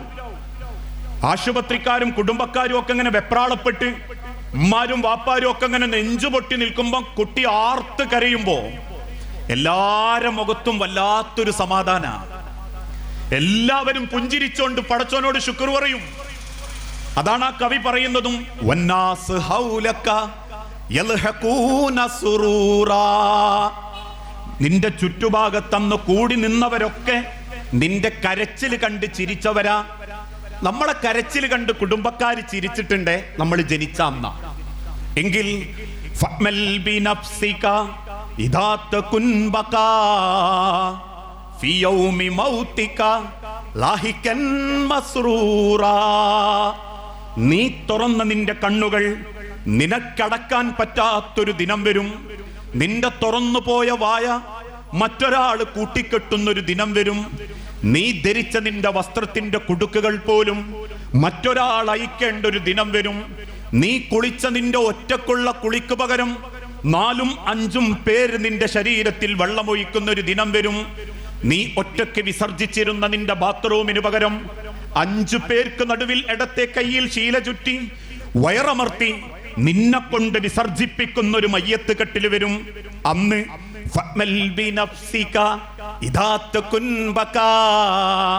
നിന്നെ സ്നേഹിക്കുന്ന സർവ്വ മനുഷ്യരും നിന്റെ ചുറ്റും കൂടി നിന്ന് നിന്നെ ഓർത്തവര് കണ്ണീര് സങ്കടമാകുമ്പോ അവർക്ക് നടുവിൽ സുരക്ഷിതനായി പുഞ്ചിരിച്ചുകൊണ്ട് ഒരു ബാധ്യതകളും പടച്ചോനോട് പറയാനില്ലാതെ നിനക്കെന്റെ റബ്ബിന്റെ അടുത്തേക്ക് തിരിച്ചു പോകണമെങ്കിൽ നിനക്ക് നീ അധ്വാനിക്കണം. എന്റെ വാപ്പ നല്ല മുജാഹിദായിരുന്നു, മുത്തഖിയായിരുന്നു. ഒരൊറ്റ സുബീസ്കാരം എന്റെ വാപ്പ ഒഴിവാക്കിയില്ല. നാട്ടിൽ ആര് ചോദിച്ചാലും 100-100 എന്റെ അപ്പ കൊടുക്കും. എന്റെ വീട്ടിൽ വന്ന എന്റെ അമ്മ ഒരു വെള്ളം കൊടുക്കാണ്ട് ഒരാളെ പറഞ്ഞേക്കലില്ല. നാട്ടുകാരൊക്കെ പറയായിരുന്നു, എന്റെ അമ്മ ഉള്ള കാലത്ത് എന്റെ വീട്ടിക്ക് വന്ന എന്തെങ്കിലും പൈസ അല്ലെങ്കിൽ വയറ് സങ്കടം കൊണ്ട് പട്ടിണി മാറ്റാൻ എന്തെങ്കിലും കിട്ടുമായിരുന്നു എന്ന ക്ലോസ് എന്ന വലിയ വർത്താനം നിങ്ങൾക്കൊരു ഗുണം ഉണ്ടാക്കൂല. മറിച്ച് റബ്ബിന്റെ ഖബറിൽ നിനക്ക് സമാധാനത്തോടെ കിടക്കണോ, നിന്റെ അധ്വാനം കൊണ്ട് നീ പടച്ചോന്റെ അടുത്തേക്ക് എന്തെങ്കിലും സമ്പാദിക്കണം. അതുകൊണ്ടാ ഒരിക്കൽ മദീന പള്ളിയിൽ സയ്യിദുനാ ഉമർ ഇബ്നുൽ ഖത്താബ് റളിയല്ലാഹു അൻഹു ഒരു സുബ്ഹി നിസ്കരിച്ച് ഇങ്ങനെ ഒറ്റക്ക് കരയുക. അദ്ദേഹത്തിന് കുത്തേൽക്കുന്നതിന്റെ ദിവസങ്ങൾക്ക് മുൻപാണ് ഈ ചരിത്രം. ഒറ്റക്ക് ഇങ്ങനെ കരയുന്ന ഉമറിന്റെ അരികിൽ ചെന്ന് എന്തിനാ ഉമറെ ഇത്ര സങ്കടം എന്ന് ചോദിക്കാൻ സഹാബാക്കൾക്ക് പേടിയുണ്ട്. എന്നാലും കൂട്ടത്തിലുള്ള ചില സഹാബാക്കൾ പതുക്കെ ഉമറിന്റെ അടുത്ത് നോക്കുമ്പോ തിളച്ചു മറയുന്ന ചട്ടിയിൽ നിന്ന് വെള്ളം ഇങ്ങനെ തിളയ്ക്കുന്ന ഒരു കുളുകുളു ശബ്ദം പോലെ സയ്യിദുനാ ഉമറിന്റെ കണ്ണിൽ നിന്ന് കണ്ണുനീരുകൾ ഇങ്ങനെ ഒഴുകുക. ഉമറിന്റെ നെഞ്ചിന്റെ അകത്ത് ഇങ്ങനെ വെപ്രാളം ഉണ്ടാവുന്നുണ്ട്. സഹാബത്ത് ചോദിച്ചു, ഉമറേ എന്തിനാ അങ്ങനെ ഒരു സങ്കടം? താങ്കളോട് ആരോ അന്യായം ചെയ്തോ? നിങ്ങൾക്കെന്തോ അല്ലാത്ത വേദന ഉണ്ടായോ? ഉമർ ഇബ്നുൽ ഖത്താബ് എന്തോ പറയാൻ വേണ്ടി തിരിച്ചു വാ ഒന്ന് തുറന്നു. പറയാൻ കിട്ടാതെ അദ്ദേഹം കരഞ്ഞുപോയി. വീണ്ടും സഹാബാക്കൾ ചോദിച്ചു, ഉമറേ പറ, എന്തെങ്കിലും പറയാൻ പറ്റുന്നതാണ് ഞങ്ങൾ പരിഹാരം ഉണ്ടാക്കാം. ഉമർ ഇബ്നുൽ ഖത്താബ് തിരിച്ചു പറയുന്ന വാക്ക് കേൾക്കുന്നതിന്റെ മുൻപ് ആരാ ഉമർ എന്നൊന്ന് നമ്മളറിയണം. ഇസ്ലാമിക ഭരണമേറ്റെടുത്തതിന് ശേഷം വേഷം മാറി മക്കയിലെ മദീനയിലെ ഗ്രാമാന്തരങ്ങളിലൂടെ നടന്ന് ചുട്ടുപഴുത്ത മരുഭൂമിയിലെ മണൽത്തരികളെ വകവെക്കാതെ ഗോതമ്പ് ചാക്ക് തോളിലെടുത്ത് പാവപ്പെട്ടവന്റെ കുടിലുകളിൽ ഇട്ടേച്ചു പോന്ന ആരുമറിയാത്ത ലോകം കണ്ട ഏറ്റവും നല്ല ഭരണാധികാരി. യൂഫ്രട്ടീസ് നദിയുടെ തീരത്തൊരൊട്ടക കുഞ്ഞങ്ങാനും വെള്ളം കിട്ടാതെ കരഞ്ഞാൽ എന്റെ ഭരണകാലത്താണ് ആ ഒട്ടകം കരയുന്നതെങ്കിൽ ആ കരച്ചിലിന് ഞാൻ റബ്ബിനോട് ഉത്തരം പറയേണ്ടി വരും എന്ന് വെപ്രാളപ്പെട്ട് കരഞ്ഞ സയ്യിദുനാ ഉമർ. ആരെങ്കിലും ഭക്ഷണം മോഷ്ടിച്ചാൽ മോഷ്ടിച്ചവന്റെ കൈയല്ല, ആ നാടിന്റെ ഭരണാധികാരിയുടെ കൈയായിരിക്കും ഞാൻ വെട്ടുക എന്ന് ലോകത്തുള്ള സർവ്വ മുസ്ലിമീങ്ങളോടും കൽപ്പന കൊടുത്ത സയ്യിദുനാ ഉമർ ഇബ്നുൽ ഖത്താബ്. എനിക്ക് ശേഷം ഒരു പ്രവാചകനെ തെരഞ്ഞെടുക്കാൻ റബ്ബ് എന്നോട് കൽപ്പിക്കുമായിരുന്നുവെങ്കിൽ ഉദിന ഉമർ, ഉമറല്ലാത്ത ഒരാളെയും ഞാൻ തെരഞ്ഞെടുക്കൂല എന്ന് ലോകത്തിന്റെ ഹബീബ നബി തങ്ങളെ കൊണ്ട് പറയിപ്പിച്ച സയ്യിദുനാ ഉമർ. എന്റെ ഉമറങ്ങാനും ഒരു വഴിയിലേക്ക് ഇറങ്ങിയാൽ ആ വഴിയിൽ പിന്നെ പിശാച് പോലും വരാൻ പേടിക്കും എന്ന് അല്ലാഹുവിന്റെ ഹബീബിനെ കൊണ്ട് പറയിപ്പിച്ച സയ്യിദുനാ ഉമർ. ജാതീയതയും വർഗീയതയും വർണ്ണവെറിയും മേൽജാതിയും കീഴ്ജാതിയും വളഞ്ഞു നിൽക്കുന്ന ഇന്ത്യ മഹാരാജ്യത്ത് ഒരിക്കൽ സയ്യിദുനാ ഉമറിന്റെ ഭരണ നേട്ടങ്ങളെ കുറിച്ച് വായിച്ചറിഞ്ഞ മഹാത്മാഗാന്ധി പറഞ്ഞു, ഇന്ത്യയിൽ ഒരു ഭരണം വേണമെങ്കിൽ അത് മുഹമ്മദിന്റെ അനുയായി ഉമറിന്റെ ഭരണമായിരിക്കണമെന്ന് ഇന്ത്യൻ രാഷ്ട്രപിതാവ് മഹാത്മാഗാന്ധിജിയെ കൊണ്ട് പോലും പറയിപ്പിച്ച സയ്യിദുനാ. ആ സയ്യിദുനാ ഉമർ ഇങ്ങനെ കരയുന്നത് കണ്ടപ്പം സഹാബത്ത് ചോദിച്ചു, പറ ഉമറെ, എന്തിനാ അത്ര ബേജാറ്? ഉമർ റളിയല്ലാഹു അൻഹു വിങ്ങിപ്പൊട്ടിയിട്ട് സഹാബത്തിനോട് ചോദിച്ചു, സഹാബത്തെ, അള്ളാന്റെ സ്വർഗത്തിൽ ഒരു ചാട്ടവാറ് ചാരി വെക്കാനുള്ള സ്ഥലം ഉമറിന് പടച്ചോൻ തരാതെ കളയുമോ എന്നെനിക്ക് പേടി തോന്നുന്നു. എന്റെ നമസ്കാരവും എന്റെ നോമ്പും എന്റെ ഇബാദത്തും കേവലം യാന്ത്രികമായ ഒരു അഭിനയമാണോ എന്നിന്റെ റബ്ബ് കണക്കാക്കി കളയോന്ന് എനിക്ക് പേടി തോന്നുന്നു. മുനാഫിക്കീങ്ങളുടെ കൂട്ടത്തിലെങ്ങാനും പടച്ച റബ്ബ് എന്നെ പെടുത്തുകയും കേവലം പ്രകടന പരതയ്ക്ക് വേണ്ടി ദീൻ സ്വീകരിക്കുകയും ഉള്ളിലൂടെ എല്ലാ അബദ്ധങ്ങളും എല്ലാ തോന്നിവാസങ്ങളും എല്ലാ മതത്തിന്റെ നിയമങ്ങളെ കാറ്റിൽ പറത്തി ജീവിക്കുന്ന ഒരു അകന്നാണോ എന്റെ അകം എന്നെനിക്ക് ഭയം തോന്നുന്നു. എന്റെ നമസ്കാരത്തിനും നോമ്പിനും പടച്ചോൻ സ്വർഗത്തിന്റെ ഒരു ചാട്ടവാറ് ചാരി വെക്കാനുള്ള ഇടം അതെങ്കിലും തന്നാ മതിയായിരുന്നു, അതെങ്കിലും കിട്ടുമെന്നുള്ള പേടി തോന്നുന്നു എനിക്ക് എന്ന്. പ്രിയപ്പെട്ടവരെ, ആരാ ഇത് പറയുന്നത്? ലോകം കണ്ട ഏറ്റവും നല്ല ഭരണാധികാരി, ഉമറും ഫിൽ ജന്ന എന്ന് നബി തങ്ങളെ കൊണ്ട് പറയിപ്പിച്ച ഇസ്ലാമിക ലോകത്തെ സഹാബി. ആ പ്രവാചക സഹാബാക്കളൊക്കെ സ്വർഗത്തിന് വേണ്ടി അത്രമാത്രം കഷ്ടപ്പെട്ടു പോയിട്ടുണ്ടെങ്കിൽ ഈ കേൾക്കുന്ന ഇരിക്കുന്ന അവർക്ക് കൊടുക്കാത്ത പല അനുഗ്രഹങ്ങളും നമുക്ക് തന്ന നമ്മുടെ റബ്ബിനോട് എന്തുണ്ട് പടച്ചോന്റെ അടുത്തേക്ക് കൊണ്ടുപോകാൻ? ഒരു നല്ല വിശ്വാസമുണ്ടോ? ഒരു നല്ല കുടുംബമുണ്ടോ? ഒരു നല്ല സാമ്പത്തികമുണ്ടോ? ഒരു നല്ല സ്വഭാവമുണ്ടോ? ഇതിലേത് ചോദ്യത്തിനാ അള്ളാഹിനോട് നമ്മളൊന്ന് മനസ്സോർന്ന് ഉത്തരം പറയുക? പ്രവാചകന്റെ കാലഘട്ടത്തിൽ നിന്നും ഈ കാലഘട്ടത്തിലേക്ക് മനുഷ്യനെത്തിയപ്പോ എത്രത്തോളം അനുഗ്രഹം അള്ള മനുഷ്യന് തന്നോ അത്രത്തോളം റബ്ബിനോട് നന്ദിയില്ലാത്തവരായി പലരും മാറി. ആകാശത്ത് നിന്ന് മഴ വർഷിപ്പിക്കുന്നവനും ആകാശ ലോകത്ത് നിന്ന് സൂര്യചന്ദ്രനെ നിയന്ത്രിക്കുന്നവനും ഭൂമിക്കടിയിലുള്ള മണ്ണിരകൾ വരെ സൃഷ്ടിച്ച് പരിപാലിക്കുന്നവനും ഒരു ധാന്യത്തിൽ നിന്ന് 100 കണക്കിന് ധാന്യങ്ങൾ ഉണ്ടാക്കി മനുഷ്യന്റെ വിശപ്പകറ്റുന്ന അതേ റബ്ബിനോട് ഏറ്റവും അനാദരവോടെ പെരുമാറുന്നവർ ആര് എന്ന ചോദ്യത്തിന് ഒരു ഉത്തരമുള്ളൂ: മനുഷ്യർ. അതാ റബ്ബ് തന്നെ ഓർമ്മപ്പെടുത്തിയതും ഇന്നൽ ഇൻസാന ലിറബ്ബിഹി ലകനൂദ്. തീർച്ചയായും മനുഷ്യൻ തന്റെ രക്ഷിതാവിനോട് നന്ദി കെട്ടവനാ. അത് റബ്ബ് പറയാനുള്ള കാരണം ഇന്നും നമുക്ക് പകല് പോലെ സത്യ അല്ലേ? ഏകനായ റബ്ബിന്റെ നേരെ കൈനീട്ടി ഇന്റെ റബ്ബ് ഇന്റെ കൂടെ ഉണ്ടല്ലോ എന്നൊരു സമാധാനപ്പെടേണ്ടതിന് പകരം കെട്ടുകഥകളിലൂടെയും നിർമ്മിത ബുദ്ധികളിലൂടെയും ബാലരമാ മംഗളത്തിലെ കഥകളിലൂടെയും മുസ്ലിം ഉമ്മത്തിനെ ജാറങ്ങളിലും മക്ബറുകളിലേക്കും അതിനേക്കാൾ അന്ധവിശ്വാസത്തിലേക്കും തള്ളിവിടുന്ന പുരോഹിതന്മാർ ഇന്ന് കേരളക്കരയിലുണ്ട്. അതിന്റെ പരിണിത ഫലമാണ് ആകാശങ്ങളിലൂടെ പോകുന്ന ഫ്ലൈറ്റ് അങ്ങ് മടവൂര് പിടിച്ചിറക്കി എന്ന് കേൾക്കുമ്പം തക്ബീർ വിളിക്കുന്നത് മുസ്ലിമീങ്ങളാ. ചീറിപ്പാഞ്ഞു വരുന്ന തീവണ്ടി കൊയിലാണ്ടി കടപ്പുറത്ത് വെച്ച് താങ്ങി നിർത്തി മടവൂര് കിടക്കുന്ന ഷെയ്ഖുന പറഞ്ഞു പോലും, മടവൂരിൽ എന്റെ മുരീദന്മാർക്ക് കോഴിക്കോട് റെയിൽവേ സ്റ്റേഷനിൽ എത്തുന്നത് വരെ തീവണ്ടി ഇനി നീ അത്ര സ്പീഡിൽ വരാൻ പാടില്ല എന്ന് മടവൂരിലെ റൂമിൽ വെച്ച് ഷെയ്ഖുന പറഞ്ഞപ്പോഴേക്കും അതാ കൊയിലാണ്ടിയിൽ നിന്നും പിന്നീട് കോഴിക്കോടെത്താൻ തീവണ്ടിക്ക് 1.25 മണിക്കൂർ വേണ്ടി വന്നു എന്ന് കേൾക്കുമ്പോൾ തക്ബീർ വിളിക്കുന്നത് മുസ്ലിമീങ്ങളാ. കല്യാണം കഴിഞ്ഞിട്ട് ഗർഭം ധരിക്കാത്ത പെണ്ണിന് 17ാമത്തെ കൊല്ലം ഷെയ്ഖിന്റെ ബിരിയാണിയിലെ കോഴിക്കാൽ എടുത്തു കൊടുത്തപ്പോ ഗർഭമുണ്ടായി. തക്ബീർ വിളിക്കുന്നത് മുസ്ലിമീങ്ങളാ. ഞാൻ ആക്ഷേപിക്കല്ല. ഇക്കഴിഞ്ഞ റമദാനിന് പോലും ലേറ്റസ്റ്റ് മോഡലാ കറാമത്തിന്റെ കഥയുമായി പലരും വന്നു. ഇന്ത്യൻ മഹാസമുദ്രത്തിന്റെ നടുവിലൂടെ പരിശുദ്ധ ഹജ്ജ് കർമ്മത്തിന് വേണ്ടി പുറപ്പെട്ട ഹാജിമാരുടെ കപ്പൽ ഇന്ത്യൻ സമുദ്രത്തിന്റെ നടുവിൽ വെച്ച് കേടായപ്പോ എന്ത് ചെയ്യണമെന്നറിയാതെ വെപ്രാളപ്പെട്ട കപ്പിത്താന്റെ അരികിൽ ചെന്ന് 2 മുരീദന്മാര് പറഞ്ഞു പോലും, ആളുണ്ട്, ഞങ്ങളെ ഷെയ്ഖിന്റെ പേരിൽ 100 കുത്തുബിയത്ത് ചൊല്ലിയ കാര്യമൊക്കെ പരിഹരിക്കപ്പെടും. അത്ഭുതമെന്ന് പറയട്ടെ, 100 കുത്തുബിയത്ത് ചൊല്ലി തീരുമ്പോഴേക്കും CM മക്കാമത ആ മക്കാമിലെ മടവൂർ ഷെയ്ഖുന ഇന്ത്യൻ മഹാസമുദ്രത്തിന്റെ മുകളിലൂടെ വടികുത്തിച്ച് പിടിച്ചു വരികയും എന്നിട്ട് എഞ്ചിന്റെ അടുത്തേക്ക് ഊളിയിട്ട് വെള്ളത്തിലൂടെ പോകുകയും ആ അഗാധതയിലെ കപ്പലിന്റെ എഞ്ചിന് വേണ്ടി 2 തട്ട് തട്ടിയപ്പോ പിന്നെ കണ്ണടച്ചു തുറക്കുന്ന വേഗതയിൽ കോഴിക്കോട് കടപ്പുറത്ത് വന്നാ ഇറങ്ങിയത് എന്ന് പറയിപ്പിക്കുന്ന കെട്ടുകഥകളുടെ ലോകത്തേക്ക് മുസ്ലിം ഉമ്മത്തിനെ ഇവിടത്തെ പുരോഹിതന്മാര് കൊണ്ടുപോയി. ഇതാണോ ഇസ്ലാം ലോകത്തിന് ഓതിക്കൊടുത്ത്? ഇതായിരുന്നോ മുസ്ലിം ഉമ്മത്തിനെ അള്ളാന്റെ പ്രവാചകൻ പഠിപ്പിച്ച്? അല്ലെന്ന് ചരിത്രം പഠിച്ച് ഏതൊരാൾക്കും മനസ്സിലാവും. ഞാനിത് പറയാനുള്ള കാരണം, തൗഹീദ് ഇല്ലേ കുടുംബം ശരിയാവൂല. കുടുംബ ബന്ധം മാത്രം നിങ്ങൾക്ക് ശരിയാക്കണം എന്നാ ഉദ്ദേശമെങ്കിൽ അതിന് ഇസ്ലാമിൽ വഴിയില്ല. തൗഹീദ് ഇല്ലാത്ത ഒരു കുടുംബത്തിലും പടച്ചോന്റെ നിയമത്തും എത്തൂല, ബർക്കത്തും എത്തൂല, കുടുംബത്തിൽ സ്വൈര്യം ഉണ്ടാവൂല. തൗഹീദ് ഉണ്ടോ എല്ലാ വഴിയും അല്ലാഹ് തുറന്നിരും. അതുകൊണ്ടാ മഹാനായ നൂഹ് നബി അലൈഹിസ്സലാത്തു വസ്സലാമയുടെ ചരിത്രം അല്ലാഹ് നമ്മളെ പഠിപ്പിച്ചത് എന്തിനാ? മലമുകളിൽ കപ്പൽ നിർമ്മിക്കുന്ന വാപ്പാന്റെ അടുത്ത് ചെന്ന് ആദ്യം കളിയാക്കി ചോദിച്ചത് മകനാ, അല്ല വാപ്പ അൻത മജ്നൂൻ, നിങ്ങൾ പൊട്ടനാ?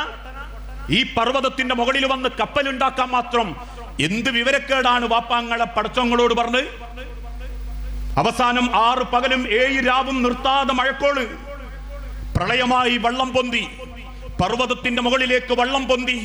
പർവ്വതത്തിന്റെ മുകളിലുള്ള കപ്പലുകളിൽ റബ്ബിന്റെ കൽപ്പന പ്രകാരം അള്ളാഹ് നിശ്ചയിച്ചവരെ കപ്പലിൽ കയറ്റി നൂഹ് നബി അലൈഹിസ്സലാത്തു വസ്സലാമ പുറപ്പെടുമ്പോ ആ കപ്പലിന്റെ തൊട്ടു മുൻപിൽ വെള്ളം കുടിച്ച് ശ്വാസം മുട്ടി വാപ്പാന്റെ നേരെ കൈനീട്ടിയിട്ട് മകൻ വിളിച്ചു, യാ അബി, വാപ്പാ എന്നെയും കൂടി ഒന്ന് നിങ്ങൾ രക്ഷപ്പെടുത്തണം. മൂസാ നബി അലൈഹിസ്സലാത്ത് നൂഹ് നബി അലൈഹിസ്സലാത്തു വസ്സലാമ റബ്ബിനോട് ചോദിച്ചു, റബ്ബേ എനിക്കൊരു വാക്ക് തന്നിട്ടുണ്ട്, എന്റെ അഹ്ലിനെ രക്ഷപ്പെടുത്തുന്നേ, എന്റെ ബുനയ്യന്റെ മോനാണത്, അവനെങ്ങി രക്ഷപ്പെടുത്താൻ തരണം. വാനലോകത്ത് നിന്നും റബ്ബ് പറഞ്ഞു, നൂഹേ ഇന്നഹു ലൈസ മിൻ അഹ്ലിക, ഓൻ എന്റെ കുടുംബത്തിൽപ്പെട്ടോനല്ല, എന്റെ ചോരയാണെങ്കിലും എന്റെ ആദർശത്തിൽ എന്റെ മോനില്ലാത്തതുകൊണ്ട് എന്റെ കുടുംബത്തിൽ സമാധാനത്ത് കപ്പൽ കയറാൻ പടച്ചോൻ ഓൻ അവസരം ഉണ്ടാക്കിയിട്ടില്ല. അതിനർത്ഥം ലോകത്തെ ഉലമാക്കൾ പഠിപ്പിച്ച് തൗഹീദ് ഉണ്ടോ കുടുംബം സ്വൈര്യമായിരിക്കും, കുടുംബത്തിൽ സമാധാനം വരും. തൗഹീദുള്ളവന്റെ മനസ്സുകളിൽ ബന്ധങ്ങളെ പവിത്രത ഉണ്ടാവും. ഒന്നും കൂടി ഉദാഹരിച്ച് പറയുകയാണെങ്കിൽ 5 വക്ത് പടച്ചോന്റെ മുൻപിൽ നെറ്റി ചേർത്ത് വെച്ച് സുബ്ഹാന റബ്ബിയൽ അഅ്ലാ അല്ലാഹു അക്ബർ എന്ന് പറയുന്ന ഒരു വ്യക്തി കുടുംബം മുറിക്കൂല. ഓൻ കുടുംബം മുറിച്ചിട്ടുണ്ട്, അതിനർത്ഥം എന്റെ തൗഹീദ് ക്ലിയർ അല്ലാന്നാ. നിസ്കരിച്ച് സലാം വീട്ടുമ്പോ തൊട്ടടുത്തുള്ളവനോടൊന്ന് സലാം പറയാൻ, കുടുംബത്തിലെ പിണക്കുള്ളവനോടൊന്ന് നന്നാവാൻ, നോമ്പിന്റെ മുൻപേ ആ പിണക്കൊന്ന് മാറ്റാൻ അവനെ കൊണ്ട് പറ്റുന്നില്ലേ? അവക്ക് സാധിക്കുന്നില്ലേ? വേണ്ടങ്ങളെ നിസ്കാരവും നോമ്പും അല്ലാഹ്ക്ക്. ലാ യദ്ഖുലുൽ ജന്ന ഖാത്തിഉർ റഹിമിൻ, കുടുംബ ബന്ധം ചേർക്കാത്തവൻ അള്ളാന്റെ സ്വർഗത്തിൽ ഉണ്ടാവില്ല എന്ന് പറഞ്ഞ പിന്നെ നിസ്കാരം കൊണ്ടും നോമ്പ് കൊണ്ടും ഒക്കെ ഞങ്ങൾ അങ്ങ് കയറിക്കോളാം, ഇതങ്ങനെക്കട്ടെ എന്നൊരു മനോഭാവം ഉണ്ടെങ്കിൽ അതിനർത്ഥം തൗഹീദ് ക്ലിയർ അല്ല, ബാക്കിയൊന്നും പടച്ചോൻ എളുപ്പാക്കി തരൂല. നമുക്കൊക്കെ ഒരു ധാരണ ഉണ്ട്, അള്ളാന്റെ മണ്ണിലേക്ക് കൊണ്ടുവച്ചാ പിന്നെ നല്ല സുഖ പടച്ചോനോടൊക്കെ അങ്ങനെ മറുപടി പറയാൻ. ഖബറിൽ ആദ്യത്തെ ചോദ്യം എന്താ? മൻ റബ്ബുക അല്ലേ? നമ്മളൊക്കെ ഏറ്റവും കൂടുതൽ ചിന്തിക്കേണ്ടതും നമ്മളെ ആ അവസാന നിമിഷങ്ങളെ കുറിച്ചാണ്. ഞാൻ പറയാറുണ്ട്, ഈ സംസാരിക്കുന്ന ഞാൻ എന്റെ നാടായ നന്മണ്ട എത്തും എന്ന് എനിക്കൊരു ഉറപ്പുമില്ല, എന്റെ വാക്ക് കേൾക്കുന്ന നിങ്ങൾ ആരൊക്കെ നാളെ നേരം പുലർത്തും ഒരുറപ്പുമില്ല. കഴിഞ്ഞ റമദാനിൽ ഒരു സ്ഥലത്ത് പ്രസംഗിക്കാൻ ചെന്ന് രാത്രി പ്രസംഗം കഴിഞ്ഞ് വീട്ടിൽ ചെന്ന് കഞ്ഞി കുടിച്ച് വീട്ടിലെത്തി രാവിലെ സ്കൂളിലേക്ക് പുറപ്പെടാൻ നേരത്ത് ആ വീട്ടുകാരൻ വീട്ടിലെ മോൻ വിളിച്ചിട്ട് പറഞ്ഞു, ഉപ്പ രാവിലെ പടച്ചോന്റെ അടുത്തേക്ക് പോയിട്ടുണ്ട് ട്ടോ എന്ന്. അത്രേ ഉള്ളൂ. അള്ളാഹ് പറഞ്ഞില്ലേ, മിൻഹാ ഖലഖനാകും വഫീഹാ നുഈദുകും വമിൻഹാ നുഖ്രിജുകും താറതൻ നുഖ്റാ. മണ്ണിൽ നിന്നാണ് നിങ്ങൾ വന്നതെങ്കിൽ അതേ കാലിന്റെ ചുവട്ടിൽ മണ്ണുണ്ട് മനുഷ്യരെ. ഏത് കൊട്ടാരത്തിന്റെ ഉള്ളിൽ നിങ്ങൾ ജീവിച്ചാലും, എത്ര സ്ക്വയർ ഫീറ്റിന്റെ കൊട്ടാരം നിങ്ങൾ പണിതാലും, എത്ര ബാങ്ക് ബാലൻസ് നിങ്ങളുടെ അക്കൗണ്ടിലുണ്ടെങ്കിലും, 1000 സ്വപ്നങ്ങൾ നിങ്ങളെ നെഞ്ചിന്റെ അകത്ത് നിങ്ങൾ ചിന്തിച്ചു കൂട്ടുന്നുണ്ടെങ്കിലും, വഫീഹാ നുഈദുകും വമിൻഹാ നുഖ്രിജുകും താറതൻ നുഖ്റാ. ആ മണ്ണിനെ നിങ്ങൾ ഇങ്ങനെ വിളിച്ചോണ്ടിരിക്കുന്നുണ്ട്, ആ മണ്ണിനെ നിങ്ങളെ വിളിച്ചോണ്ടിരിക്കുന്നുണ്ട്. അതുകൊണ്ടാണ് നമ്മളെ മരണത്തെക്കുറിച്ച് നമ്മളോട് ഓർക്കാൻ പറയുന്നത്.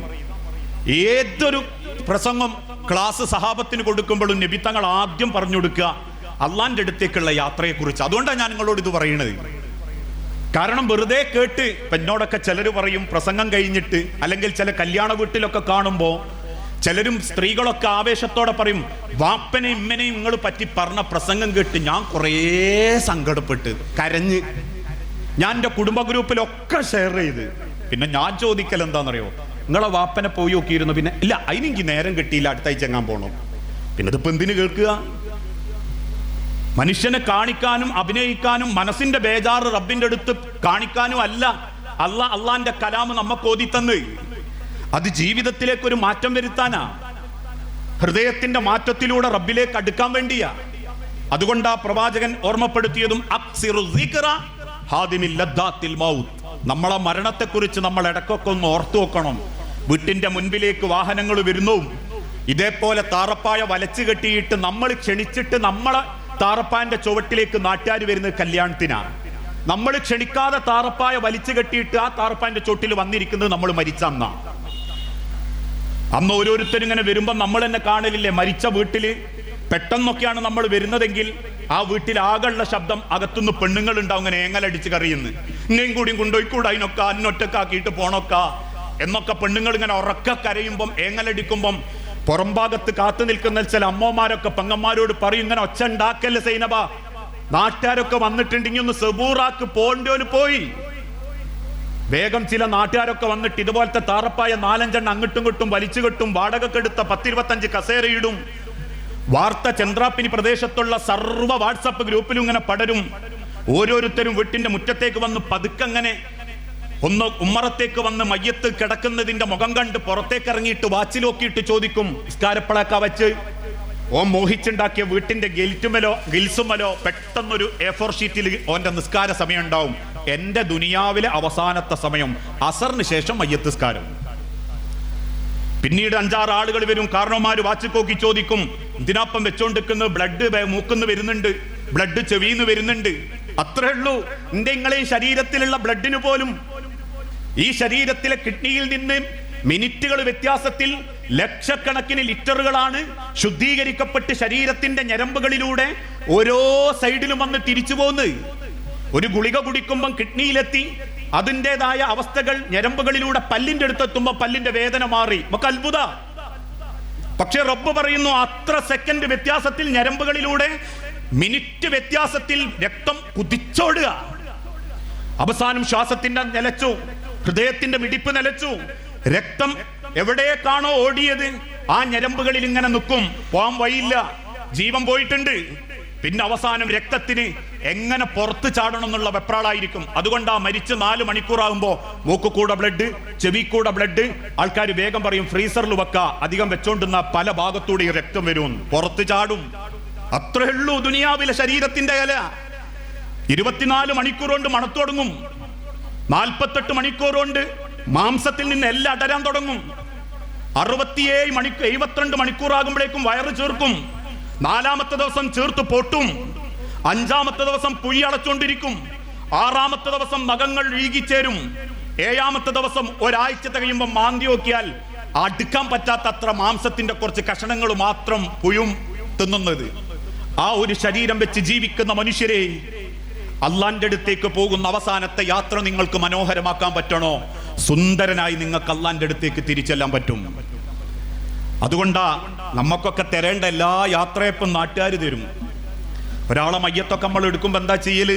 നേരെ മയ്യത്ത് കബറിലേക്ക് വെച്ച് 3 പിടി മണ്ണ് വാരിയിട്ട് ഓരോരുത്തരും ഇങ്ങനെ നൂർന്ന് നിൽക്കുന്നതിന്റെ ഇടയ്ക്ക് തന്നെ ഒരാൾ തുടങ്ങിയിട്ടുണ്ടാകും, അല്ലാഹുമ്മ സബ്ബിതുഹു ഇൻദ സുആൽ, അല്ലാഹുമ്മ അൽഹിംഹുൽ ജവാബ്, അല്ലാഹുമ്മ ജാഫിൽ ഖബ്റ അൻ ജംബി, അല്ലാഹുമ്മ ഇഗ്ഫിർ ലഹു വർഹംഹു, അല്ലാഹുമ്മ ആമിൻഹു മിൻ കുല്ലിൽ ഫസ, അല്ലാഹുമ്മ അല്ലാഹുവേ സബ്ബിതുഹു ഇൻദ സുആൽ.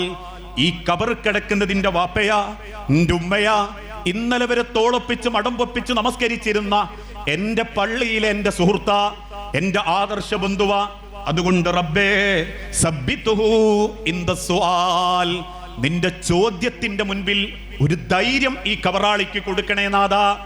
അല്ലാഹുമ്മ അൽഹിംഹുൽ ജവാബ്, നീ ആഗ്രഹിക്കുന്ന രീതിയിൽ കെട്ടിക്കൊടുക്കലില്ലാത്തൊരു ഉത്തരം പറയാനും ഈ ഖബറാളിക്ക് ഇങ്ങി കൈകൊടുക്കണം. ഇതൊക്കെ പ്രാർത്ഥിച്ചൊരു 10-15 മിനിറ്റ് ചെയ്യുമ്പോഴേക്കും ആൾക്കാരങ്ങ് പോകും. പിന്നെ ആരാ മനുഷ്യർ എന്തെങ്കിലും ഖബർ പുറത്ത് വരിക? ഈ ചന്ദ്രാപ്പിനിയിൽ ഇടമുട്ടത്തും ചുറ്റുഭാഗത്തും ഒക്കെ പലരും മരിച്ചത് നമ്മൾ വെപ്രാളത്തോടെ കണ്ടതല്ലേ?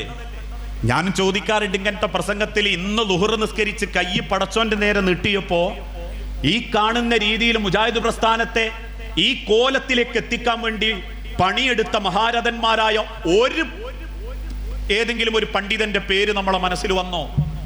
വക്കം മൗലവിയെ പോലെ, മുഹമ്മദ് അബ്ദുറഹ്മാൻ സാഹിബിനെ പോലെ, അബുസബാഹ് മൗലവിയെ പോലെ, AV അബ്ദുസലാം മൗലവിയെ പോലെ, AP അബ്ദുൽ ഖാദർ മൗലവിയെ പോലെ, അവസാനം നമ്മിൽ നിന്ന് യാത്ര ചോദിച്ച M മുഹമ്മദ് മദനിയെ പോലെയുള്ള ഏതെങ്കിലും ഒരാളെ തൊട്ടു മുൻപ് നമസ്കരിച്ച ളുഹർ നമസ്കാരത്തിന് ശേഷം അവർക്കൊക്കെ ഇങ്ങി കാവല് കൊടുക്കണേ റബ്ബേ എന്ന് നമ്മൾ പ്രാർത്ഥിച്ചിട്ടില്ലെങ്കിൽ നിങ്ങളെയൊന്നും ആരും ഓർക്കൂല മനുഷ്യരെ. 1-2 കൊല്ലം ചിലപ്പോ മക്കളൊക്കെ ഓർത്തുകൊണ്ട് കിടക്കും. പിന്നെ അവർക്കും വേണ്ട. നമ്മൾ ഉപയോഗിച്ച വസ്ത്രക്കോല് കത്തിക്കും, നമ്മളെ ചെരുപ്പോല് കത്തിക്കും. ഒഴിവാക്കാൻ പറ്റാത്തത് സ്വർണ്ണാണെങ്കിൽ ജ്വല്ലറി കൊണ്ടുപോയി വിറ്റിട്ട് പറയും, ഇത് മരിച്ച അമ്മാൻ്റെതായിരുന്നു, നിങ്ങളൊരു കഷ്ണാക്കി തന്നേക്ക്, അല്ല അതിന്റെ വില കെട്ടി തന്നേക്ക്. ആ വിലയെല്ലാം മക്കൾ 4ആയി വീതിക്കും. നിങ്ങൾ ഒറ്റക്ക് വലിച്ച തെങ്ങും പറമ്പ് 4 പറമ്പാക്കിയിട്ട് മക്കൾ വേലി കെട്ടി തിരിച്ചിടും. ആ ദുനിയാവിലെ പടച്ചോന്റെ അടുത്തേക്ക് തിരിച്ചു പോകുമ്പോ അള്ളാന്റെ മുൻപിൽ നമ്മൾ ഏറ്റവും കൂടുതൽ പരാജയപ്പെട്ടു പോകുന്ന ഒരു ചോദ്യം ഏതാണെന്നറിയോ? മദീന മിമ്പറിൽ വെച്ച് പ്രവാചകൻ കണ്ണീരോടെ ആ കാര്യത്തെക്കുറിച്ച് ബോധ്യപ്പെടുത്താതെ ഒരൊറ്റ ഖുതുബ നബി തങ്ങൾ നടത്തിയിട്ടില്ല. കാരണം വിശുദ്ധ ഖുർആനിലെ 4-ാം അധ്യായം സൂറത്തുൻ നിസായിലെ 1-ാമത്തെ വചനം, വത്തഖുല്ലാഹല്ലദീ തസാഅലൂന ബിഹി വൽ അർഹാം,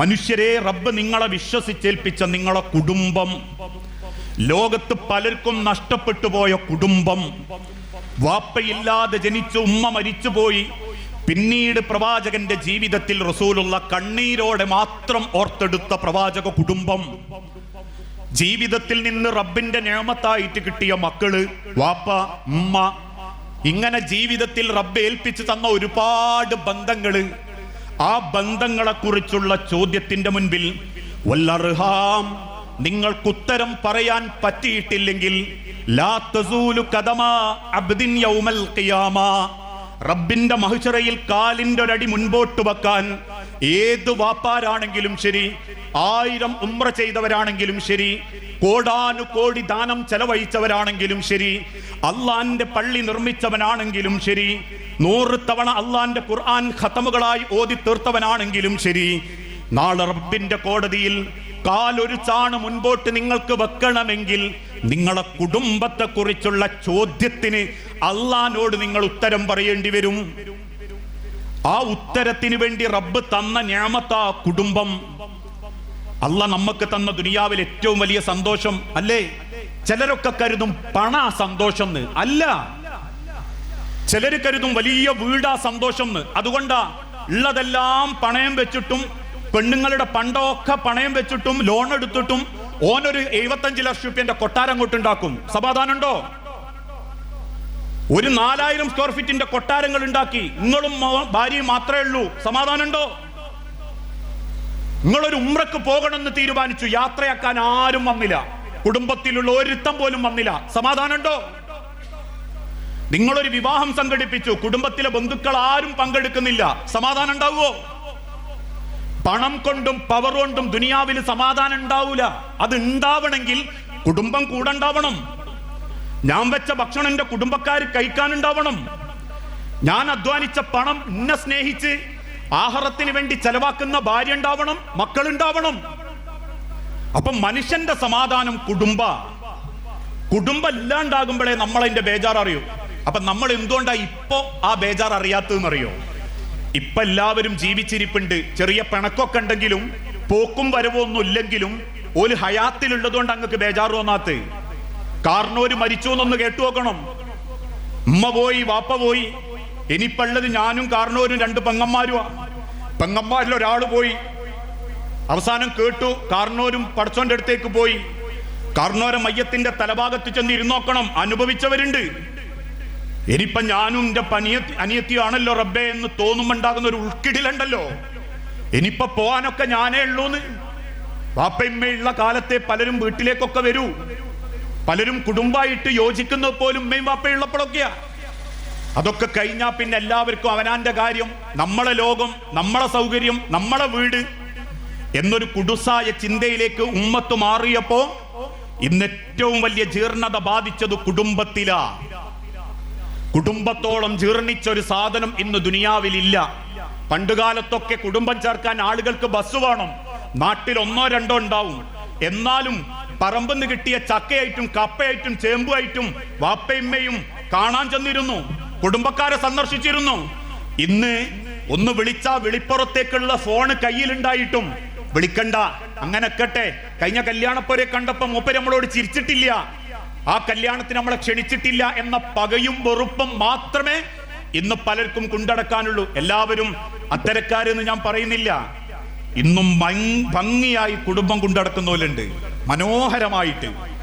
ആ കുടുംബന്റെ ഒരു വലിയ സന്തോഷ എന്ന് സ്വയം മനസ്സുകൊണ്ട് സന്തോഷിക്കുന്നവരുണ്ട്. ഇപ്പൊ കുടുംബമാണ് ഏറ്റവും വലുത്. കുടുംബത്തോളം നമുക്ക് സൗഭാഗ്യം ഉണ്ടാവുന്ന വേറൊന്നില്ല എന്ന് തിരിച്ചറിയാൻ എൻ്റെ ജീവിതത്തിൽ ഉണ്ടായ ഒരു അനുഭവ കഥ ഞാൻ പറയാറുണ്ട്. നിങ്ങൾ കേട്ടതായിരിക്കും, എന്നാൽ ഒന്നും കൂടി പറയാം. ഞാൻ കോഴിക്കോട് MMI സ്കൂളിൽ അധ്യാപകനായിട്ടാണ് വർക്ക് ചെയ്യുന്നത്. അതിൻ്റെ തൊട്ടു മുൻപിലുള്ള ഒരു പള്ളിയിൽ, ഷാദുലി പള്ളിയിലാണ് ഖുതുബയും പറയുന്നത്. ഞാൻ ആ ഖുതുബ പറഞ്ഞിറങ്ങിയ ഒരു 6 മാസങ്ങൾക്ക് മുൻപ് ഒരു ചെറുപ്പക്കാരൻ, ഒരു 10-26 വയസ്സുള്ള തുണിയുടുത്ത ഒരു നീളക്കുപ്പായം ധരിച്ച ഒരു ചെറുപ്പക്കാരൻ്റെ അടുത്ത് വന്നു. കൈ പിടിച്ചിട്ട് പറഞ്ഞു, മൗലവി എൻ്റെ നിക്കാഹ് ഉണ്ട്, നിങ്ങൾ വരണം. കഴിഞ്ഞ സെപ്റ്റംബർ മാസത്തിലെങ്ങാനാണ് എൻ്റെ ഓർമ്മ. ഇതെങ്ങനെയാ വിളിക്കേണ്ടത് ക്ഷണിക്കേണ്ടത് എന്ന് എനിക്കറിയൂലട്ടോ. കാരണം എനിക്ക് വിളിക്കാൻ വരാൻ വേറെ ആരുമില്ല. എൻ്റെ അമ്മ ഞാൻ ജനിച്ച ഉടനെ മരിച്ചു പോയതാ. വാപ്പ വേറെ കല്യാണമൊന്നും കഴിച്ചിട്ടില്ല. ഞങ്ങൾ ഇളയമ്മൻ്റെ അടുത്തുനിന്നും മൂത്തമ്മൻ്റെ അടുത്തുനിന്നിട്ടൊക്കെയാ ജീവിച്ച്. എനിക്കൊരു കാക്കുണ്ട്, ജ്യേഷ്ഠൻ, ഓൻ ഓട്ടിസം ബാധിച്ചതാ, വീൽ ചെയറിലാ. വാപ്പ കഴിഞ്ഞ കൊറോണ സമയത്തും ഞങ്ങളെ വിട്ടുപോയി.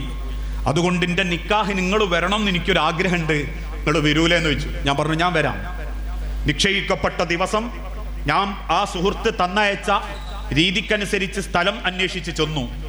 ഒരു കുറേ കവുങ്ങുകൾക്ക് നടുവിൽ ഒരു ഓടിട്ട പഴയകാല വീട്.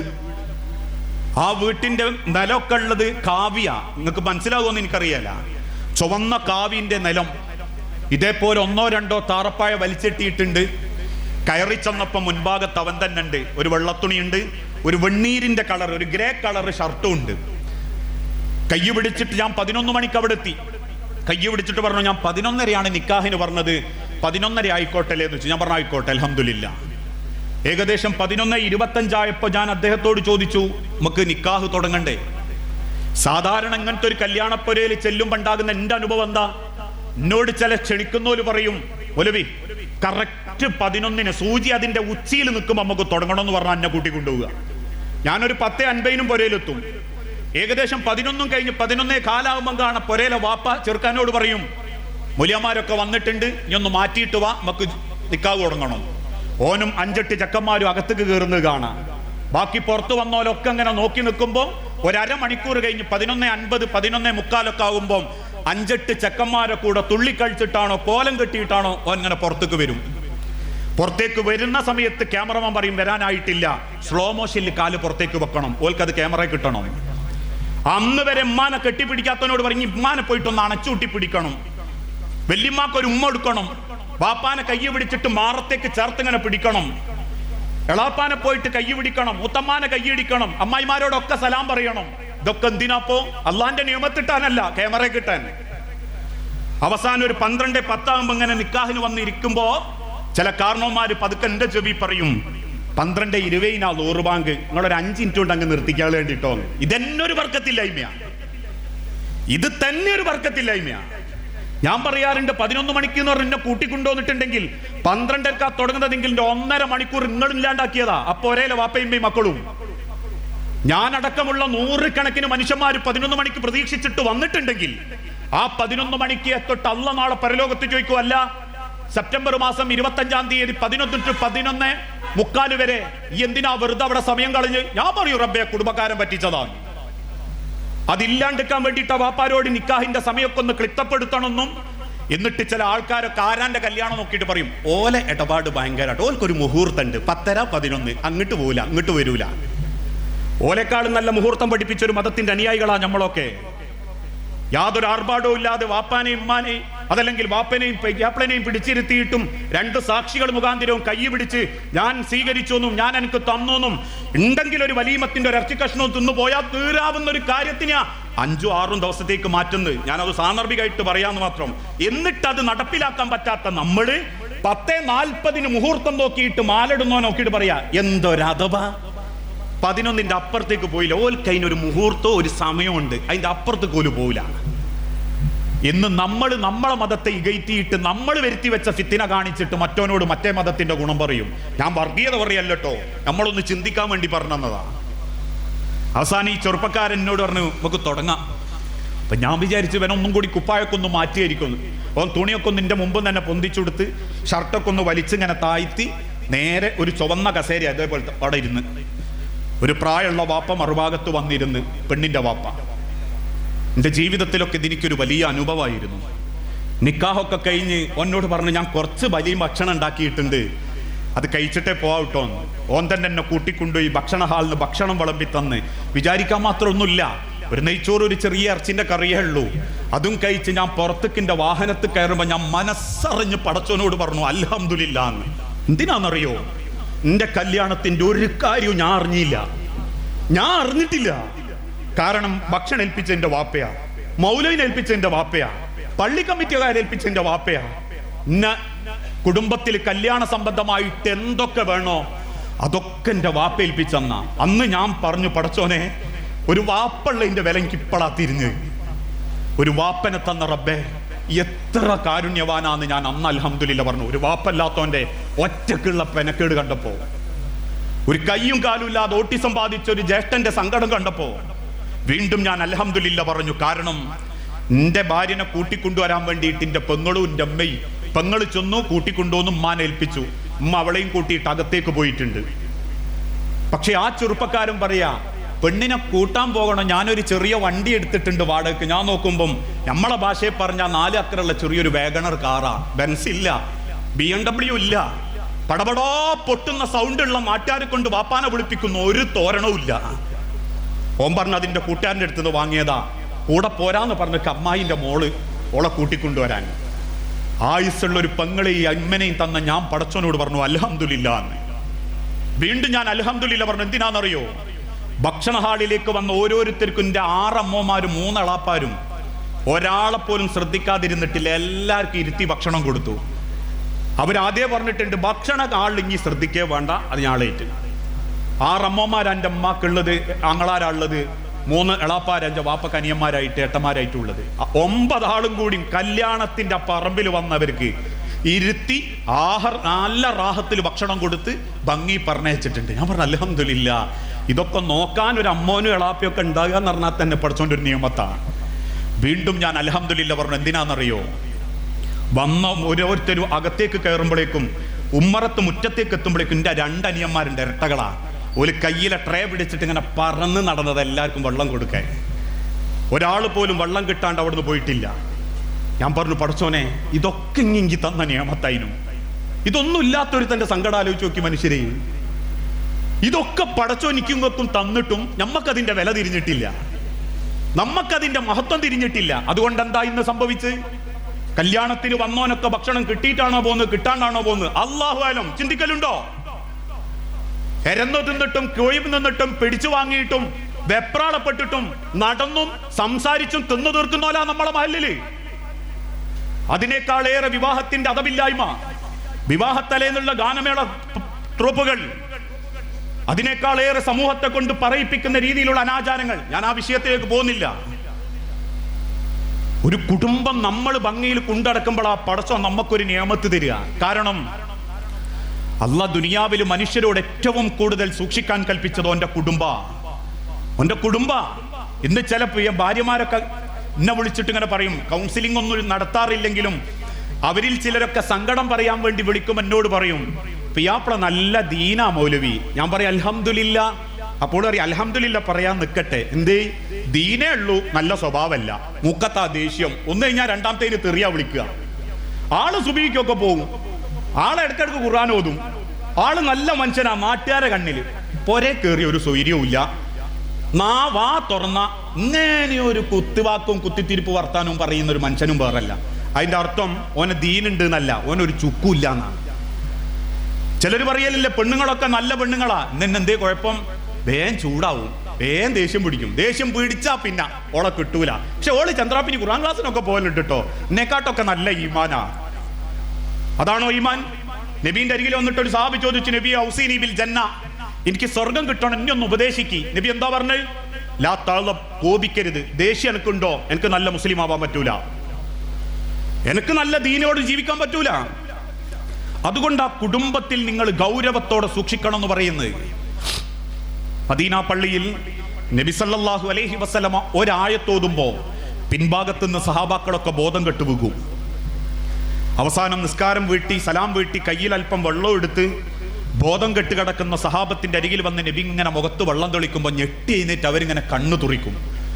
റസൂല് ചോദിക്കും, എന്തേ സഹാബത്തെ, പട്ടിണിയോണ്ടാണോ? ഭക്ഷണല്ലേ കഴിക്കാൻ? പട്ടിണിയോണ്ടാണോ നിങ്ങൾ ബോധം കെട്ട്? അവര് മേൽക്കുപ്പായം ഉയർത്തി കാണിച്ചു എന്നാ. റസൂലുള്ള കണ്ണീരോടെ കണ്ടു. പരന്ന പാറക്കല്ലുകൾ വയറ്റത്തിങ്ങനെ ഈത്തപ്പന നാരോണ്ട് മുറുകി കെട്ടി വെച്ചിട്ടുണ്ട്. അവർ പറഞ്ഞു, നബിയെ സുജൂദ് പോകുമ്പം വീണു പോകാതിരിക്കാൻ, റുക്കൂഇൽ പോകുമ്പം തളർന്നു വീണോണ്ടിരിക്കാൻ ഈ പാറക്കല്ല് വിശപ്പിനെ അതിജീവിക്കാൻ ഞങ്ങളെ പര്യാപ്തമാക്കും. അപ്പൊ നബി ചോദിച്ചു, പിന്നെ എന്താ നിങ്ങൾ ബോധം കെട്ട്? അവർ പറഞ്ഞു, റസൂൽ നിങ്ങൾ ഓതി ആയത്ത് കേട്ടപ്പോ നെഞ്ചിൻ്റെ ഉള്ളിൽ വല്ലാത്തൊരു പെടച്ചിൽ വന്നതുപോലെ എന്തൊക്കെയോ ചിന്തിച്ചു പോയി നബിയെ. അവസാനം ഹൃദയത്തിന്റെ ചലനം നിലച്ചതുപോലെ തോന്നി. ഞങ്ങൾ അറിയാതെ ബോധം കിട്ടുകയതാ.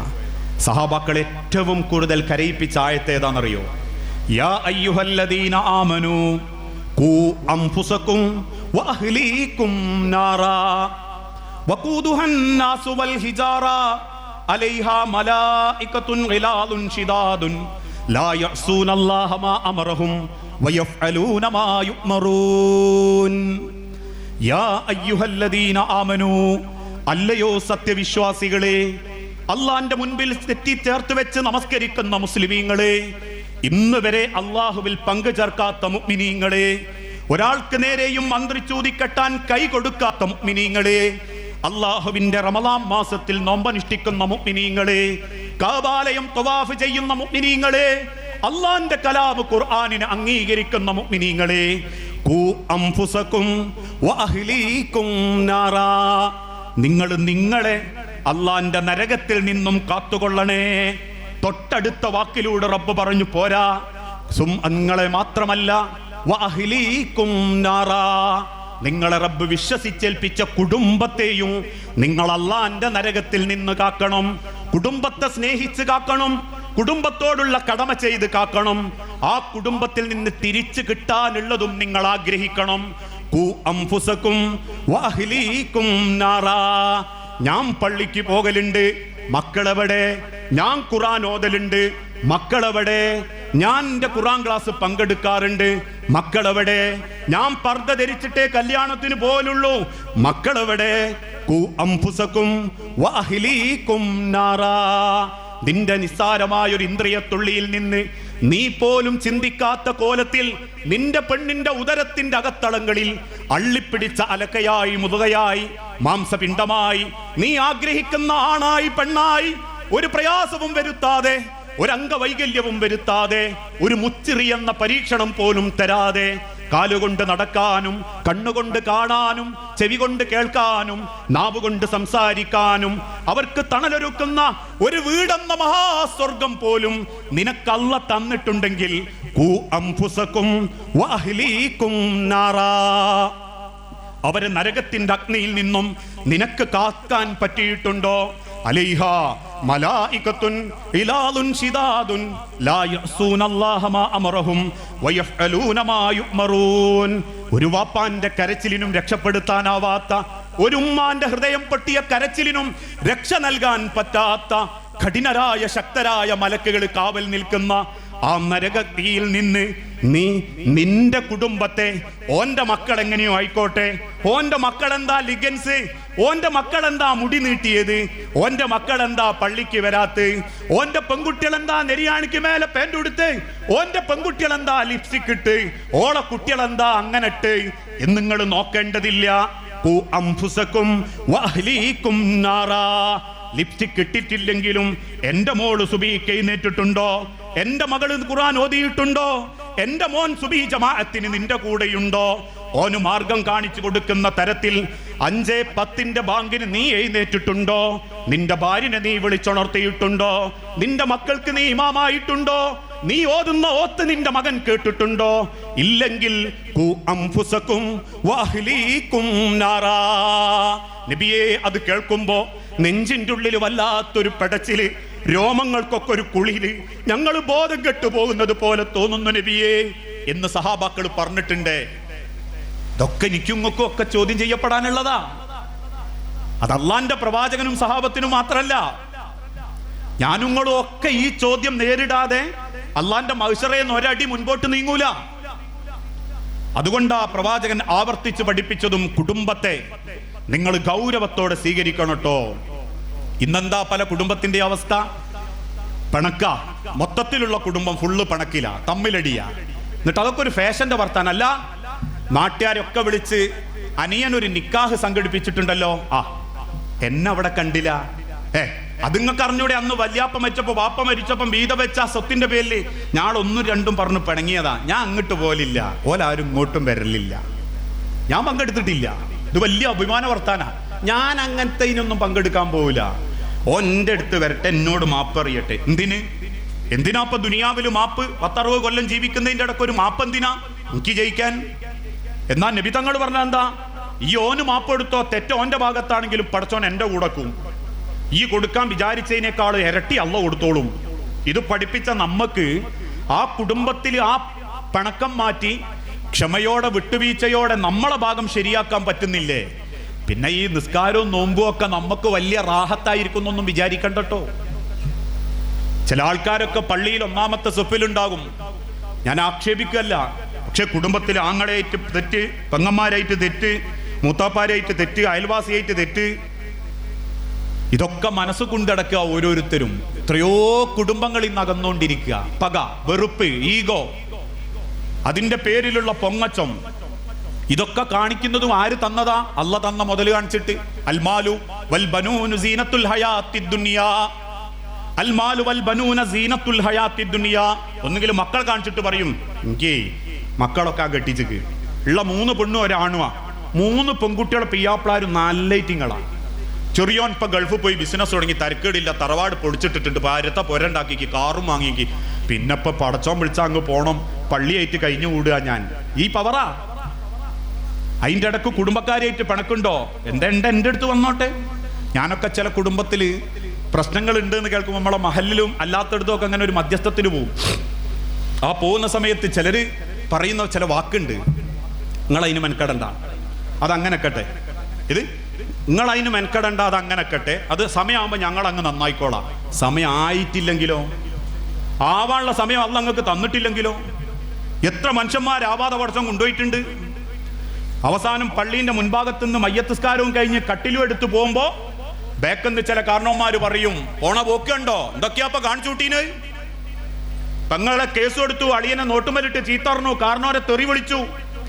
ആയ കാലത്ത് നാട്ടുകാരൊക്കെ വെറുപ്പിച്ചു, ഒരു ഓലന്റെ കഷണം പോലും മറ്റൊരാൾക്ക് കൊടുത്തിട്ടുമില്ല.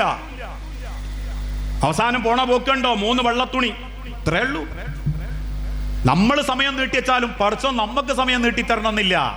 ഓനൊരു കുടുംബം നന്നാണ്ടല്ലോ, അതുകൊണ്ട് അള്ള നിശ്ചയിച്ചോന്റെ ആ മരണം പടച്ചോൻ കുറച്ചങ്ങ് നീട്ടട്ടെ എന്ന് വിചാരിക്കൂല.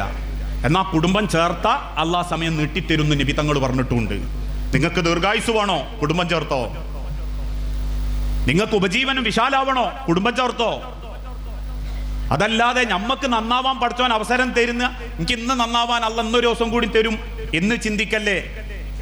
എത്രത്തോളം എന്ന് ചോദിച്ചാൽ അള്ളാന്റെ നബി കൊടുക്കുന്ന ബന്ധങ്ങളെയൊക്കെ ഒരു സ്ഥാനം നിങ്ങൾക്കറിയാലോ. ഇസ്ലാമിക ലോകത്ത് ബദർ യുദ്ധം ബദറിൽ ഇങ്ങനെ കൊടുമ്പിരിക്കൊണ്ടിരിക്കുക. നിങ്ങൾ ചിന്തിച്ചു നോക്കിയിട്ടുണ്ടോ? ബദർ യുദ്ധത്തിൽ നബിയുടെ കൂടെ അന്ന് സഹാബാക്കളൊക്കെ ഉണ്ട്. പക്ഷെ ആ 314 സഹാബാക്കളിൽ ഒരാളില്ല, പ്രസിദ്ധനായ ഒരാള്. ആരാ? ഉസ്മാൻ ബിൻ അഫ്ഫാൻ. നബി തങ്ങളുടെ മകളുടെ ഭർത്താവ് ഉസ്മാൻ ബിൻ അഫ്ഫാൻ യുദ്ധത്തിന് വന്നിട്ടില്ല. ഇസ്ലാമിക ലോകത്തുള്ള യുവാക്കളെ ഒക്കെ പെറുക്കിയെടുത്തിട്ടാണ് നബി തങ്ങൾ പോയത്. ആ നിർണായക യുദ്ധത്തിൽ ഉസ്മാൻ ബിൻ അഫ്ഫാനെ നബി തങ്ങൾ കൂടെ കൂട്ടിയില്ല. എന്താ കാരണം? ഉസ്മാൻ ബിൻ അഫ്ഫാൻ റളിയല്ലാഹു അൻഹുവിന്റെ ഭാര്യ, നബി തങ്ങളുടെ പ്രിയപ്പെട്ട പുന്നാരമോൾ റുഖിയ ബീവി അന്ന് മരണത്തോട് മല്ലടിച്ചുകൊണ്ടിരിക്കുക. 26 or 27 വയസ്സേ ഉള്ളൂ അന്ന് റുഖിയ ബീവിക്ക്. റുഖിയ ബീവിക്ക് എന്തെന്നറിയാത്തൊരു സുക്കേട്. അള്ളാന്റെ നബി തങ്ങൾ ഇസ്ലാമിക ലോകത്ത് യുദ്ധത്തിന് പങ്കെടുക്കരുത്, വരാൻ പാടില്ല എന്റെ കൂടെ എന്ന് 2 കൂട്ടർക്ക് നിർദ്ദേശം കൊടുത്ത്. ഒരു കൂട്ടരാരാ? വൃദ്ധരായ വാപ്പയമ്മയും വീട്ടിലുള്ളവരാണോ, നിങ്ങൾ വരാൻ പാടില്ല. ഫജാഹിദുഹുമാ, ആ 2 ആൾക്ക് വേണ്ടി അവരോട് നന്മയോടെ പെരുമാറലാണ് നിങ്ങളെ ജിഹാദിന്റെ കൂലി. ഇസ്ലാമിക ലോകത്ത് വരരുത് എന്ന് റസൂൽ പറഞ്ഞത്, 1 വാപ്പയമ്മയും വയസ്സായിട്ടുണ്ടോ, ഈ യുദ്ധത്തിന് വരാൻ പാടില്ല. അതിൽ തന്നെയുണ്ട് എത്രത്തോളം നബി തങ്ങൾ കുടുംബം നോക്കാൻ കൽപ്പിച്ചു എന്നുള്ളത്, ഉമ്മനെയും ബാപ്പനെയും നോക്കാൻ കൽപ്പിച്ചു എന്നുള്ളത്. 2ാമത്, ഭാര്യ അസുഖക്കാരിയാണോ, ഭർത്താവ് വരാൻ പാടില്ല. കാരണം ഭാര്യക്ക് ചിലതൊക്കെ ചെയ്തു കൊടുക്കണേ പിയ്യാപ്പിള തന്നെ വേണം. അത് മക്കളുണ്ടായിട്ടും കാര്യമല്ല, ആൺകുട്ടികൾ ഉണ്ടായിട്ടും കാര്യമല്ല. അതുകൊണ്ട് തന്നെ റുഖിയ ബീവിക്ക് സുക്കേട്. ഉസ്മാൻ ബിൻ അഫ്ഫാൻ യുദ്ധത്തിന് പോയില്ല. അവസാനം ബദർ യുദ്ധത്തിന്റെ വിജയവാർത്തയുമായി സഈദ് റളിയല്ലാഹു അൻഹു മദീനയിലേക്ക് ഓടിക്കതച്ച് വന്നപ്പോൾ കാണുന്നത് മരിച്ചു കിടക്കുന്ന റുഖിയ ബീവിയുടെ മയ്യത്തിന്റെ അരികിൽ ഇരുന്ന് ഉസ്മാൻ ബിൻ അഫ്ഫാൻ കരയുന്നതാണ്. ഉസ്മാൻ ബിൻ അഫ്ഫാൻ ചോദിച്ചു, സയ്യിദേ, അള്ളാന്റെ റസൂൽ വരുമോ മോളെ മയ്യത്ത് സ്കരിക്കാൻ? സഈദ് റളിയല്ലാഹു അൻഹു വിങ്ങിപ്പൊട്ടിയിട്ട് പറഞ്ഞു, പല സഹാബാക്കളുടെയും കൈകാലുകൾ വേർപെട്ടിട്ടുണ്ട് ഉസ്മാൻ, നബി തങ്ങൾ അവരെ ശുശ്രൂഷിക്കുകയാണ്, അതുകൊണ്ട് പെട്ടെന്ന് നമുക്ക് റുഖിയയെ മറമാടാം. ഉസ്മാൻ ബിൻ അഫ്ഫാനും സഈദ് റളിയല്ലാഹു അൻഹുവും വൃദ്ധരായ കുറച്ച് സഹാബാക്കളും കൂടി റുഖിയ ബീവിന്റെ മയ്യത്ത് മറമാടി. ആ കബറിന്റെ മേലെയുള്ള മണ്ണ് ഉസ്മാൻ ബിൻ അഫ്ഫാൻ കൈകൊണ്ട് പതുക്കെ അങ്ങനെ തട്ടിവെക്കുന്ന സമയത്ത് ദൂരത്ത് നിന്ന് ഓടിക്കതച്ച് നബി തങ്ങൾ ഇങ്ങനെ വരുന്നുണ്ട്. കണ്ണുനീരോടെ മകളുടെ കബറിന്റെ അരികിൽ വന്ന് റസൂല് പറയുന്നുണ്ട്, എൻ്റെ ഖദീജയെ പോലെയായിരുന്നു റുഖിയ, എൻ്റെ ഖദീജയുടെ മുഖമായിരുന്നു എൻ്റെ റുഖിയാക്ക്. എൻ്റെ റുഖിയ ഒരുപാട് വേദനിച്ചിട്ടുണ്ട് റബ്ബേ, അതുകൊണ്ട് റബ്ബേ എൻ്റെ മോളെ അള്ളാഹുവിൻ്റെ ഏറ്റവും എളുപ്പമുള്ള ഒരു വഴിയിൽ അവളെ വീണ്ടും കണ്ടുമുട്ടാൻ നീ എനിക്ക് അവസരം തരണട്ടോ റബ്ബേ, എൻ്റെ മോളെങ്ങി കാക്കണേ റബ്ബേ എന്നും പറഞ്ഞ് ഉസ്മാൻ ബിൻ അഫ്ഫാന്റെ അരികിലിരിക്കുന്ന ഉസ്മാൻ ബിൻ അഫ്ഫാന്റെ തോളത്ത് റസൂൽ പതുക്കങ്ങനെ തട്ടും. എന്നിട്ട് പറയും, ഉസ്മാനെ കരയരുത്, എൻ്റെ റുക്കിയാക്ക് പകരം ഓളനിയത്തി ഉമ്മു കുൽസൂനെയും നിനക്ക് ഞാൻ വിവാഹം ചെയ്തു. എനിക്കറിയാം ഉസ്മാൻ അത്രക്ക് ഭംഗിയിലങ്ങി എൻ്റെ മോളെ നോക്കിയത്, അതുകൊണ്ട് എൻ്റെ ഉമ്മു കുൽസൂനെയും നിനക്ക് ഞാൻ തരും ഉസ്മാൻ. നമ്മളൊന്ന് ആലോചിച്ചു, നമ്മളെ പെണ്ണുങ്ങൾ മരിച്ച് ഓളെ വാപ്പന്തേക്കും പറയാ ഇനി ഇഞ്ച കുടുംബത്തിൽ നിന്ന് ഒന്നും കൂടി എനക്കോ എന്ന് പറയുന്നുണ്ടെങ്കിൽ അത് കുടുംബത്തിൽ നമ്മളെ നിലവാരാ. റസൂലുള്ള കൊടുക്കുന്ന ബന്ധങ്ങളെ സ്ഥാനാണ്. ഇനി നിങ്ങൾ വേറൊന്ന് ചിന്തിച്ചു നോക്കൂ, സമയത്തിന്റെ പരിമിതിയുണ്ട്. എന്നാലും പ്രവാചകൻ സല്ലല്ലാഹു അലൈഹി വസല്ലമ ദീനുമായി മുസ്ലിം ഉമ്മത്തിലേക്ക് വന്നപ്പോ നബിത്തങ്ങളിൽ പലരും വിശ്വസിക്കാതിരുന്ന ആദ്യ കാലഘട്ടത്തിൽ പ്രവാചകനിൽ വിശ്വസിച്ചിരുന്ന ഒരു വൃദ്ധയായ ഉമ്മ ഉണ്ടായിരുന്നു, ഫാത്തിമ ബിൻത് അസദ്. ആരാ ഈ ഫാത്തിമ ബിൻത് അസദ് എന്നറിയോ? പ്രവാചകനെ സംരക്ഷിച്ചിരുന്ന അബൂ ത്വാലിബിന്റെ ഭാര്യ, അലി ഇബ്നു അബീ ത്വാലിബിന്റെ ഉമ്മ ഫാത്തിമ ബിൻത് അസദ്. നബിത്തങ്ങളെ വാപ്പ മരിച്ചു, അഥവാ ഉമ്മയും മരിച്ചപ്പോ പിന്നെ ആ റസൂലിനെ 6-ാമത്തെ വയസ്സിൽ സ്വന്തം മോനെ പോലെ നോക്കിയത് ഫാത്തിമ ബിൻത് അസദ് എന്ന അബൂ ത്വാലിബിന്റെ ഭാര്യ. നബിക്ക് നുബുവത്ത് കിട്ടിയപ്പം ആദ്യം വിശ്വസിച്ചവരുടെ കൂട്ടത്തിൽ ഈ ഫാത്തിമ ബിൻത് അസദും വിശ്വസിച്ചു. ഫാത്തിമ ബിൻത് അസദ് അബൂ ത്വാലിബിനോട് പറഞ്ഞു, എന്റെ മുഹമ്മദ് ഒരിക്കലും കളവ് പറയൂല, മുഹമ്മദിൽ ഞാൻ വിശ്വസിച്ചിട്ടുണ്ട്. പക്ഷെ അബൂ ത്വാലിബ് കുറ്റപ്പെടുത്തിയിട്ടില്ല. അതുകൊണ്ടായിരുന്നു അബൂ ത്വാലിബ് മരിക്കാൻ നേരത്തെ റസൂല് വന്ന് പറഞ്ഞതും, എളാപ്പാ നിങ്ങൾ ഒന്ന് ലാ ഇലാഹ ഇല്ലല്ലാഹ് പറയളാപ്പാ, കാരണം ഉമ്മ ഫാത്തിമാന്റെ കൂടെ എങ്ങളെയും സ്വർഗത്തിൽ എനിക്ക് കാണണം എളാപ്പാന്ന്. പക്ഷെ അബൂ ത്വാലിബ് അത് പറഞ്ഞില്ല എന്നുള്ളത് സത്യം. ആ ഫാത്തിമ ബിൻത് അസദ് നബിത്തങ്ങൾ ജീവിച്ചിരിക്കുമ്പോ തന്നെ മരണപ്പെട്ടിട്ടുണ്ട്. ആ ഉമ്മയുടെ മയ്യത്ത് നബിത്തങ്ങളുടെ കട്ടിലിന്റെ കാല് പിടിച്ചു. ഈത്തപ്പന കൊണ്ട് ആഞ്ഞു വെച്ചക്കപ്പെട്ട കട്ടിലിൽ ഒരു കാലും പിടിച്ച് റസൂല് കരഞ്ഞ് കരഞ്ഞ് ഖബറിന്റെ അരികിലെത്തി. അവസാനം ഖബറിലേക്ക് ഇങ്ങനെ ഫാത്തിമ ബിൻത് അസദ് എന്ന തന്റെ പൊറ്റുമ്മയെ വെക്കാൻ ഒരുങ്ങുന്ന നേരത്ത് റസൂൽ പറഞ്ഞു, ആയിട്ടില്ല. സഹാബാക്കൾ ഇങ്ങനെ നോക്കി നിൽക്കുമ്പോൾ ഖബറിലേക്ക് നോക്കിയിട്ട് റസൂലുള്ള പറഞ്ഞു, ഖബറേ എന്റെ ഉമ്മാനെ സങ്കടപ്പെടുത്തരുത് കേട്ടോ, അത്രയേറെ എനിക്ക് വേണ്ടി സഹിച്ച ഉമ്മയാണിത്, അത്രയേറെ എനിക്ക് വേണ്ടി സഹിച്ചൊരു ഉമ്മയാണിത്. സ്വന്തം മകൻ അലിക്ക് ഭക്ഷണം കൊടുക്കുന്നതിന്റെ മുൻപ് ഈ ഉമ്മ എനിക്ക് ഭക്ഷണം തന്നിട്ടുണ്ട്. സ്വന്തം മകൻ അലിയെ മാറത്തേക്ക് ചേർത്തുറക്കുന്നതിന്റെ മുൻപ് ആ മാറിന്റെ ചൂട് ഞാൻ അറിഞ്ഞിട്ടുണ്ട്. നാട്ടുകാരും പലരും എന്നെ ഒറ്റപ്പെടുത്തി കളിയാക്കിയപ്പോഴും ആ മടിയിൽ ഞാൻ സന്തോഷവും സമാധാനവും കണ്ടിട്ടുണ്ട്. അതുകൊണ്ട് ഖബറേ എന്റെ ഉമ്മാനെ ബേജാറാക്കരുത് കേട്ടോ. ശേഷം ഖബറിലേക്ക് ഇറക്കി വെച്ച് മണ്ണുവാരിയിടാൻ നേരത്ത് റസൂൽ റബ്ബിനോട് പറഞ്ഞു, നാദാ എന്റെ ഉമ്മയെ നീ കാത്തോളണം, ഖബറിനെ കൊണ്ട് എന്റെ ഉമ്മാനെങ്ങി കണ്ണീരാക്കരുത് കേട്ടോ. റസൂൽ കൊടുക്കുന്ന ബന്ധങ്ങളി ഒരു സ്ഥാനാണ്. അള്ളാന്റെ ഹബീബ് കൊടുക്കുന്ന ബന്ധങ്ങളി ഒരു പവിത്രതയാണ്. ഇന്നോ 4 മക്കളുണ്ടെങ്കിലും 4 ആളും കൂടി ഉമ്മാനെ വീതം വെക്കുക. 4 ആൺമക്കളാണെങ്കിൽ ആയ കാലത്തൊക്കെ ചില വാപ്പാര് പറഞ്ഞിട്ടുണ്ടാകും, അന്ന് സ്ത്രീധനം കണ്ടപ്പോ 19s എനിക്ക് 4 ആൺമക്കളെ ഒന്നും പേടിക്കാനില്ല.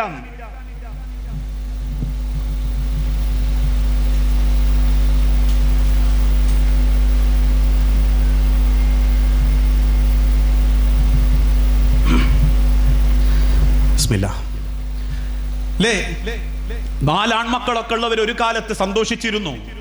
എനിക്ക് 4 ആൺകുട്ടികളാ, കെട്ടിച്ചു വിടേണ്ട ഒരു ബാധ്യത എന്റെ തലയിൽ ഇല്ലാത്തതുകൊണ്ട് ഒരു റാഹത്തുണ്ട്.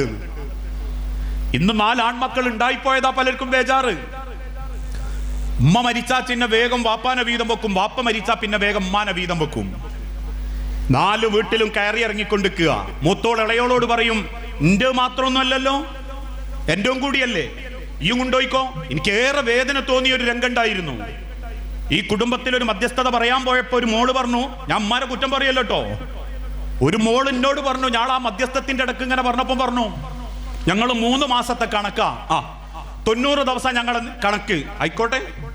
അപ്പൊ ഒരു മോള് പറയാ, ഫെബ്രുവരിയിൽ 28 ഉള്ളൂ, ഓക്ക് 2 ദിവസം ലാഭം കിട്ടിയതാണ്. ഈ രീതിയിലുള്ള കണക്ക് പറച്ചിലുണ്ട് പല കുടുംബത്തിലും.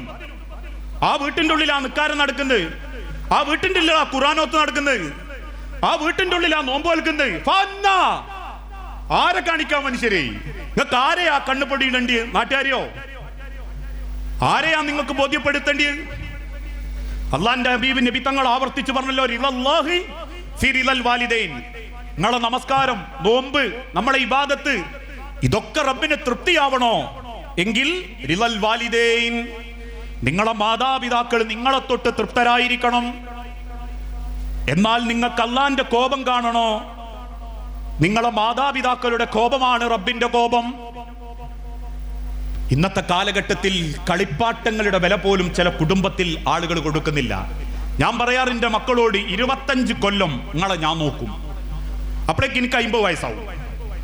50 കഴിഞ്ഞാൽ പിന്നത്തെ ഒരു 25 കൊല്ലങ്ങൾ ഇഞ്ഞ നോക്കണം. 25 കൊല്ലം നോക്കിയാൽ മതി ഒരു 75 വയസ്സ് വരെ. ഒരു 10 കൊല്ലം നോക്കാത്ത മക്കളില്ലേ? ഒരു കൊല്ലം തികച്ചു കൊണ്ടുപോകാൻ മനസ്സില്ലാത്തവരില്ലേ? ഞാൻ ആക്ഷേപിക്കല്ലോ. മുജാഹിദ് പ്രസ്ഥാനത്തിൽ 1940കളിലൊക്കെ കത്ത് വന്നു. കോളറയും മാപ്പിള കലാപവും കേരളത്തെ പിടിച്ചു കുലുക്കിയപ്പോ പാവപ്പെട്ട മക്കൾക്ക് വേണ്ടിയിട്ട് യത്തീംഖാന തുടങ്ങിക്കൂടെ എന്ന് മുജാഹിദ് പ്രസ്ഥാനം തുടങ്ങി. എലാങ്കോടി യത്തീംഖാന, തിരൂരങ്ങാടി യത്തീംഖാന, പരപ്പനങ്ങാടി യത്തീംഖാന. സുഭിക്ഷമായി യത്തീം മക്കൾ ജീവിക്കുന്നു, ഭംഗിയായിട്ട് അവർക്ക് ഭക്ഷണം കിട്ടുന്നു. ഇന്ന് മുജാഹിദ് പ്രസ്ഥാനത്തിന്റെ ഓഫീസുകളിലേക്ക് വരുന്ന കത്തുകളിലെ 80%യും ഉള്ളടക്കം ഒരു വാക്ക. പാതയോര വക്കുകളിലും കടത്തിണ്ടയിലും വീട്ടിന്റെ പോർച്ചിലും മക്കളുടെയും മരുമക്കളുടെയും ആട്ടും തുപ്പുമേറ്റ് മനസ്സറിഞ്ഞ് മക്കളെ ഒന്ന് ശപിക്കാൻ പോലും പറ്റാതെ നെഞ്ചുരുകി ജീവിക്കുന്ന വാപ്പനെയും ഇമ്മനെയും സംരക്ഷിക്കാൻ വേണ്ടി ഒരഗതി മന്ദിരം, ഒരു അനാഥ മന്ദിരം, ഒരു ഓൾഡ് ഏജ് ഹോം ഇംഗ്ലീഷിലാക്കിയാൽ മതി, തുടങ്ങിക്കൂടെ എന്ന് ചോദിക്കുന്ന കാലഘട്ടം നമ്മളെ കൺമുൻപിലെത്തി. എത്രത്തോളം എന്ന് ചോദിച്ചാൽ കവി റഫീഖ് അഹമ്മദ് പാടിയൊരു പാട്ടുണ്ട്. തൊട്ടിലാട്ടിയ കൈകൾ തൊട്ടകാലം മറന്നു ഞാൻ, ഒട്ടിയ വയറിന്റെ വേദന കേട്ട കാലം മറന്നു ഞാൻ. തൊട്ടിലാട്ടിയ കൈകൾ. ഈ കാണുന്ന ഫാൻ ഇല്ലാത്തൊരു കാലത്ത്, ഈ കാണുന്ന സൗകര്യങ്ങൾ ഒന്നുമില്ലാത്തൊരു കാലത്ത് മുണ്ട് മുറുക്കിയെടുത്ത് മക്കൾക്ക് വേണ്ടി ഗർഭം ധരിച്ച് അവസാനം 22 എല്ല് പൊട്ടുന്ന വേദനയോടെ ആശുപത്രി കിടക്കയിൽ രാവും പകലുമില്ലാതെ മക്കൾക്ക് വേണ്ടി ജീവിച്ച് നട്ടപ്പാതിര നേരത്തെ എഴുന്നേറ്റ് കരയുന്ന മകന്റെ അടിഭാഗത്ത് നിന്ന് തുണിയൊന്നു മാറ്റി, നനഞ്ഞ മൂത്രത്തിന്റെ തുണി മാറ്റി ഉണങ്ങിയ തുണി വെച്ചു കൊടുത്ത് ഒന്ന് നല്ലോണം ഉറങ്ങാതെ, ഒന്ന് ഭംഗിയായി ഭക്ഷണം കഴിക്കാൻ പറ്റാതെ, ഒന്ന് സമാധാനത്തിൽ ബാത്റൂമിൽ പോലും പോകാൻ പറ്റാതെ എത്രയെത്ര രാത്രികളിലാ നിന്റെ മാതാവ് നിനക്ക് വേണ്ടി തൊട്ടിലാട്ടിയത്. തൊട്ടിലാട്ടിയ കൈകൾ തൊട്ടകാലം മറന്നു ഞാൻ. ആ തൊട്ടിലിന്റെ പുറത്തുള്ള ഉമ്മയുടെ ചെണ്ടുകളിൽ നിന്ന് എത്ര വാക്കുകളാ നിന്റെ ചെവികളിലേക്ക് എത്തിയത്? എത്ര നേരമാ നീ ആ ഉമ്മാന്റെ കണ്ണിലേക്ക് നോക്കിയത്? ആ ഉമ്മാന്റെ പുഞ്ചിരി, ഉമ്മാന്റെ ശബ്ദമായിരുന്നു നിന്റെ സമാധാനത്തിന്റെ ഉറക്കിന്റെ കാരണമെങ്കിൽ ഹസ്ബി റബ്ബി ജല്ലല്ലാഹ് മാഫി കൽബി ഗൈറുല്ലാഹ് എന്ന് പാടിപ്പറഞ്ഞ തൊട്ടിലിന്റെ മറവിൽ എത്രയെത്ര രാത്രികൾ നീ കിടന്നുറങ്ങിയിട്ടുണ്ടെങ്കിൽ ആ തൊട്ടിലാട്ടിയ കൈകൾ തൊട്ടകാലം മറന്നു ഞാൻ. ഒന്ന് തൊട്ടുനോക്കിയിട്ട് എത്ര ദിവസമായി? ഒന്ന് കൈ പിടിച്ചിട്ടൊന്ന് മാറത്തേക്ക് പിടിച്ച് അര ലീവ്. ഇന്ന് നാം പണിക്കൊന്നുമില്ലമ്മ, നമുക്കൊന്ന് ഗവൺമെന്റ് ഹോസ്പിറ്റലിൽ പോവാം, പൈസ ഒന്നും വേണ്ടല്ലോ, നിങ്ങളെ ഒരു സമാധാനത്തിന് മതി. ഏതെങ്കിലും ലക്ഷറി ഹോസ്പിറ്റലിൽ കൊണ്ടുപോയിട്ട് ചെക്കിക്ക് നടക്കുന്നൊന്നുമില്ല. ഇപ്പൊ ഞാൻ പറയലുണ്ട്, നന്മണ്ട ഒരു മൗറൂഫ് ഡോക്ടർ ഉണ്ട്, പണ്ട് കാലത്തേ ഉള്ളതാ, 10-20 കൊല്ലായി. ഞങ്ങളെ പ്രദേശത്തുകാർക്കൊക്കെ മൂപ്പരൊന്ന് കണ്ടാ മതി, സൂക്കേട് മാറി. അതെന്താ ഒരു സമാധാനം. ഇപ്പൊ ഞാൻ പറയാറുണ്ട്, നിങ്ങൾ കൊണ്ടുപോയി കാണിക്കണ്ട, മൗറൂഫ് ഡോക്ടർ മരുന്ന് എഴുതിയില്ല. ആ ഡോക്ടറുടെ അടുത്ത് ചെന്നിട്ട് ഉമ്മ അങ്ങനെ പറയും, എനിക്ക് ഇവിടുന്നോ ആടുന്നോ വീടുന്നോ അതൊന്നും കുഴപ്പമില്ലാന്ന്, ഇതങ്ങ് കുടിച്ചാ മതി എന്ന് പറഞ്ഞിട്ട് 1-2 ചെറിയ പാരസെറ്റാമോൾ തരും.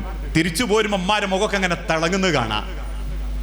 അത് അവരുടെ ഒരു മോഹ പ്രതീക്ഷയാ. അതേ സ്ഥാനത്ത് നമ്മൾ അമ്മാനോട് ചോദിക്കുക, നിങ്ങൾക്ക് എന്ത് സൂക്കേടമ്മ? വയസ്സായാ പിന്നെ അങ്ങനെ സൂക്കേടൊക്കെ ഉണ്ടാവൂലേ? നിങ്ങൾക്ക് എന്തിന്റെ കുറവാ വാപ്പ? ഇപ്പോ വയറുറക്കലൊക്കെ നിങ്ങൾ പ്രായം എത്രയായില്ലേ? ഇതിന്റെ ഉള്ളിലത്തൊക്കെ എഞ്ചിനൊക്കെ അത്രയും പഴകിയതായില്ലേ? അതോടുകൂടി പിന്നെ തിന്നാൻ മടിയായി, പേടിയായി, കുരയ്ക്കാൻ മടിയായി, തുപ്പാൻ മടിയായി. ആ ഭയപ്പെട്ട ഒരു ജീവിതം മാതാപിതാക്കൾ സ്വന്തം വീട്ടിന്റെ അകത്ത് നടത്തുന്നുണ്ടെങ്കിലേ പിന്നെ നിങ്ങൾ പടച്ചോൻ അങ്ങോട്ട് തൃപ്തിപ്പെടുത്താൻ കൊട്ടാരത്തിൽ അങ്ങോട്ട് ജീവിച്ചാലും ശരി, അള്ളാഹ്ക്ക് വേണ്ടട്ടോ, അതിന്റെ 1000 മടങ്ങ് നിങ്ങൾ അനുഭവിക്കാതെ പടച്ചോങ്ങളെ തിരിച്ചു വിളിക്കയില്ല. കുട്ടിയ വയറിന്റെ വേദന കേട്ട കാലം മറന്നു ഞാൻ. ഇന്നല്ലേ തിന്നാനൊക്കെ ഭക്ഷണം ഉണ്ടായത്? ഇതൊന്നുമില്ലാത്തൊരു കാലം ഉണ്ടായിരുന്നു. കട്ടൻ ചായക്ക് കപ്പായി മാങ്ങ, നാട്ടുമാങ്ങാന്ന് പറയും, അത് കൂട്ടിക്കുടിച്ചൊരു കാലം. നാട്ടിലുള്ള അതല്ലെങ്കിൽ വീട്ടിന്റെ പറമ്പിലുള്ള പച്ചച്ചോറിന് കൂട്ടാൻ വേണ്ടിയിട്ട് കായന്റെ മുകളിലൂടെ ഊങ്ങി വരുന്ന ഉണ്ണിത്തട്ട മാത്രം കൂട്ടിക്കുഴച്ച് തിന്നൊരു കാലം. വാപ്പാരോട് ചോദിക്കും, നെല്ലുകൊത്തുന്നതിന്റെ അവിടും തവിടും കിട്ടി ആ തവിടിൽ മാസങ്ങൾ ജീവിപ്പിച്ചവര്. കല്യാണ വീട്ടിൽ ചെന്നാലും മക്കൾക്കൊരു പിടി കിട്ടണമെന്നുള്ള പൂതിയിൽ എല്ലാ അഭിമാനവും മാറ്റിവെച്ച് മക്കൾക്ക് വാരിക്കൊടുത്ത് അവർക്ക് കിട്ടിയാൽ മാത്രം തിരിച്ചു പോകുന്നവര്. കുട്ടിയ വയറിന്റെ വേദന കേട്ട കാലം മറന്നു ഞാൻ. പക്ഷെ ആ ഉമ്മാക്കൊരു നമ്മൾ കഴിക്കുന്ന ഭക്ഷണം പൂതിയൊന്നുമില്ലെങ്കിലും ഒന്ന് നമ്മൾ കൂട്ടിക്കൊണ്ടുപോകാൻ, ഒന്ന് സംരക്ഷിക്കാൻ, അവരെ ഒന്ന് കൂട്ടി നമ്മളെ ഭാഗത്തൊന്ന് ഇരുത്താൻ ഇല്ല, ആളുകൾക്ക് പറ്റുന്നില്ല.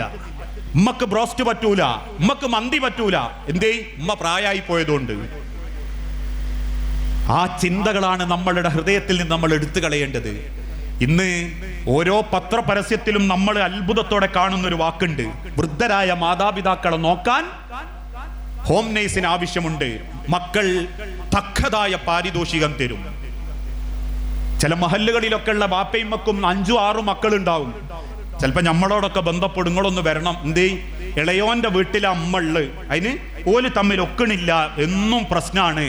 എന്നാ മൂത്തോലിട്ട് കൊണ്ടോണുമില്ല, നിങ്ങളൊന്ന് വരണം. അല്ലെ മൂത്ത കാരണവരാ പറയാ, നിങ്ങളൊന്ന് വരണം അൻസാർ ഉസ്താദെ, വീട്ടിൽ നല്ല പ്രശ്നങ്ങളാണ്. ഞാൻ ചോദിക്കും, നിങ്ങൾ ഉമ്മാക്ക് എത്ര മക്കളാ? 5 ആണും 3 പെണ്ണും. ഞാൻ പറയും, പോയി പണി നോക്കിയത്. 5 ആണും 3 പെണ്ണുങ്ങളും ഉണ്ടായിട്ട് സ്വന്തം വാപ്പന്റെ ഇമ്മന്റെയും ജീവിതത്തിൽ ഒരു തീരുമാനം എടുക്കാനും ഇനി ആര് കൊണ്ടുപോയിട്ടില്ലെങ്കിലും ഞാൻ നോക്കിക്കോളാന്ന് പറയാനും പറ്റുന്നില്ലെങ്കിലേ നിങ്ങൾക്ക് വേണ്ടി ഇടപെട്ട പടച്ചോൻ നമ്മളോട് ചോദ്യം ചെയ്യും. അതുകൊണ്ട് എത്ര സുജായിയായ വാപ്പയാണെങ്കിലും ഇമ്മയാണെങ്കിലും പള്ളി കമ്മിറ്റീന്റെ നടുക്കണ്ണാണെങ്കിലും ശരി, അതാ ഇസ്ലാം. അല്ലാണ്ട് ദീൻ എന്ന് പറഞ്ഞ 5 വക്ത് നിസ്കരിക്കലും നോമ്പ് വെൽക്കലും 10-100 കൊടുക്കലും ഒരു അൽമനാറും വിചിന്തനവും വായിക്കലും മാത്രമല്ല, എങ്ങനെങ്കിലും നുള്ളിപ്പെരുക്കിയിട്ട് എല്ലാരെയും വെറുപ്പിച്ചിട്ട് ഒരു അജ്ജ ഇത് പോരലുമല്ല, ഇതൊന്നും വേണ്ടാന്നുമല്ല. എന്നിട്ട് അവനാന്റെ കുടുംബത്തിലുള്ളവരെ നല്ല നിലക്ക് നോക്കാനും സംരക്ഷിക്കാനും പറ്റാത്തവൻ ദുനിയാവിൽ ദീനിന്റെ നടുക്കഷണങ്ങളായിട്ട് ജീവിക്കുന്നു, ഇസ്ലാഹി പ്രവർത്തകനാകുന്നു, മെയിൻ ഭാരവാഹിയാകുന്നു, നാട്ടിൽ എല്ലാവർക്കും വേണ്ടപ്പെട്ടവനാകുന്നു.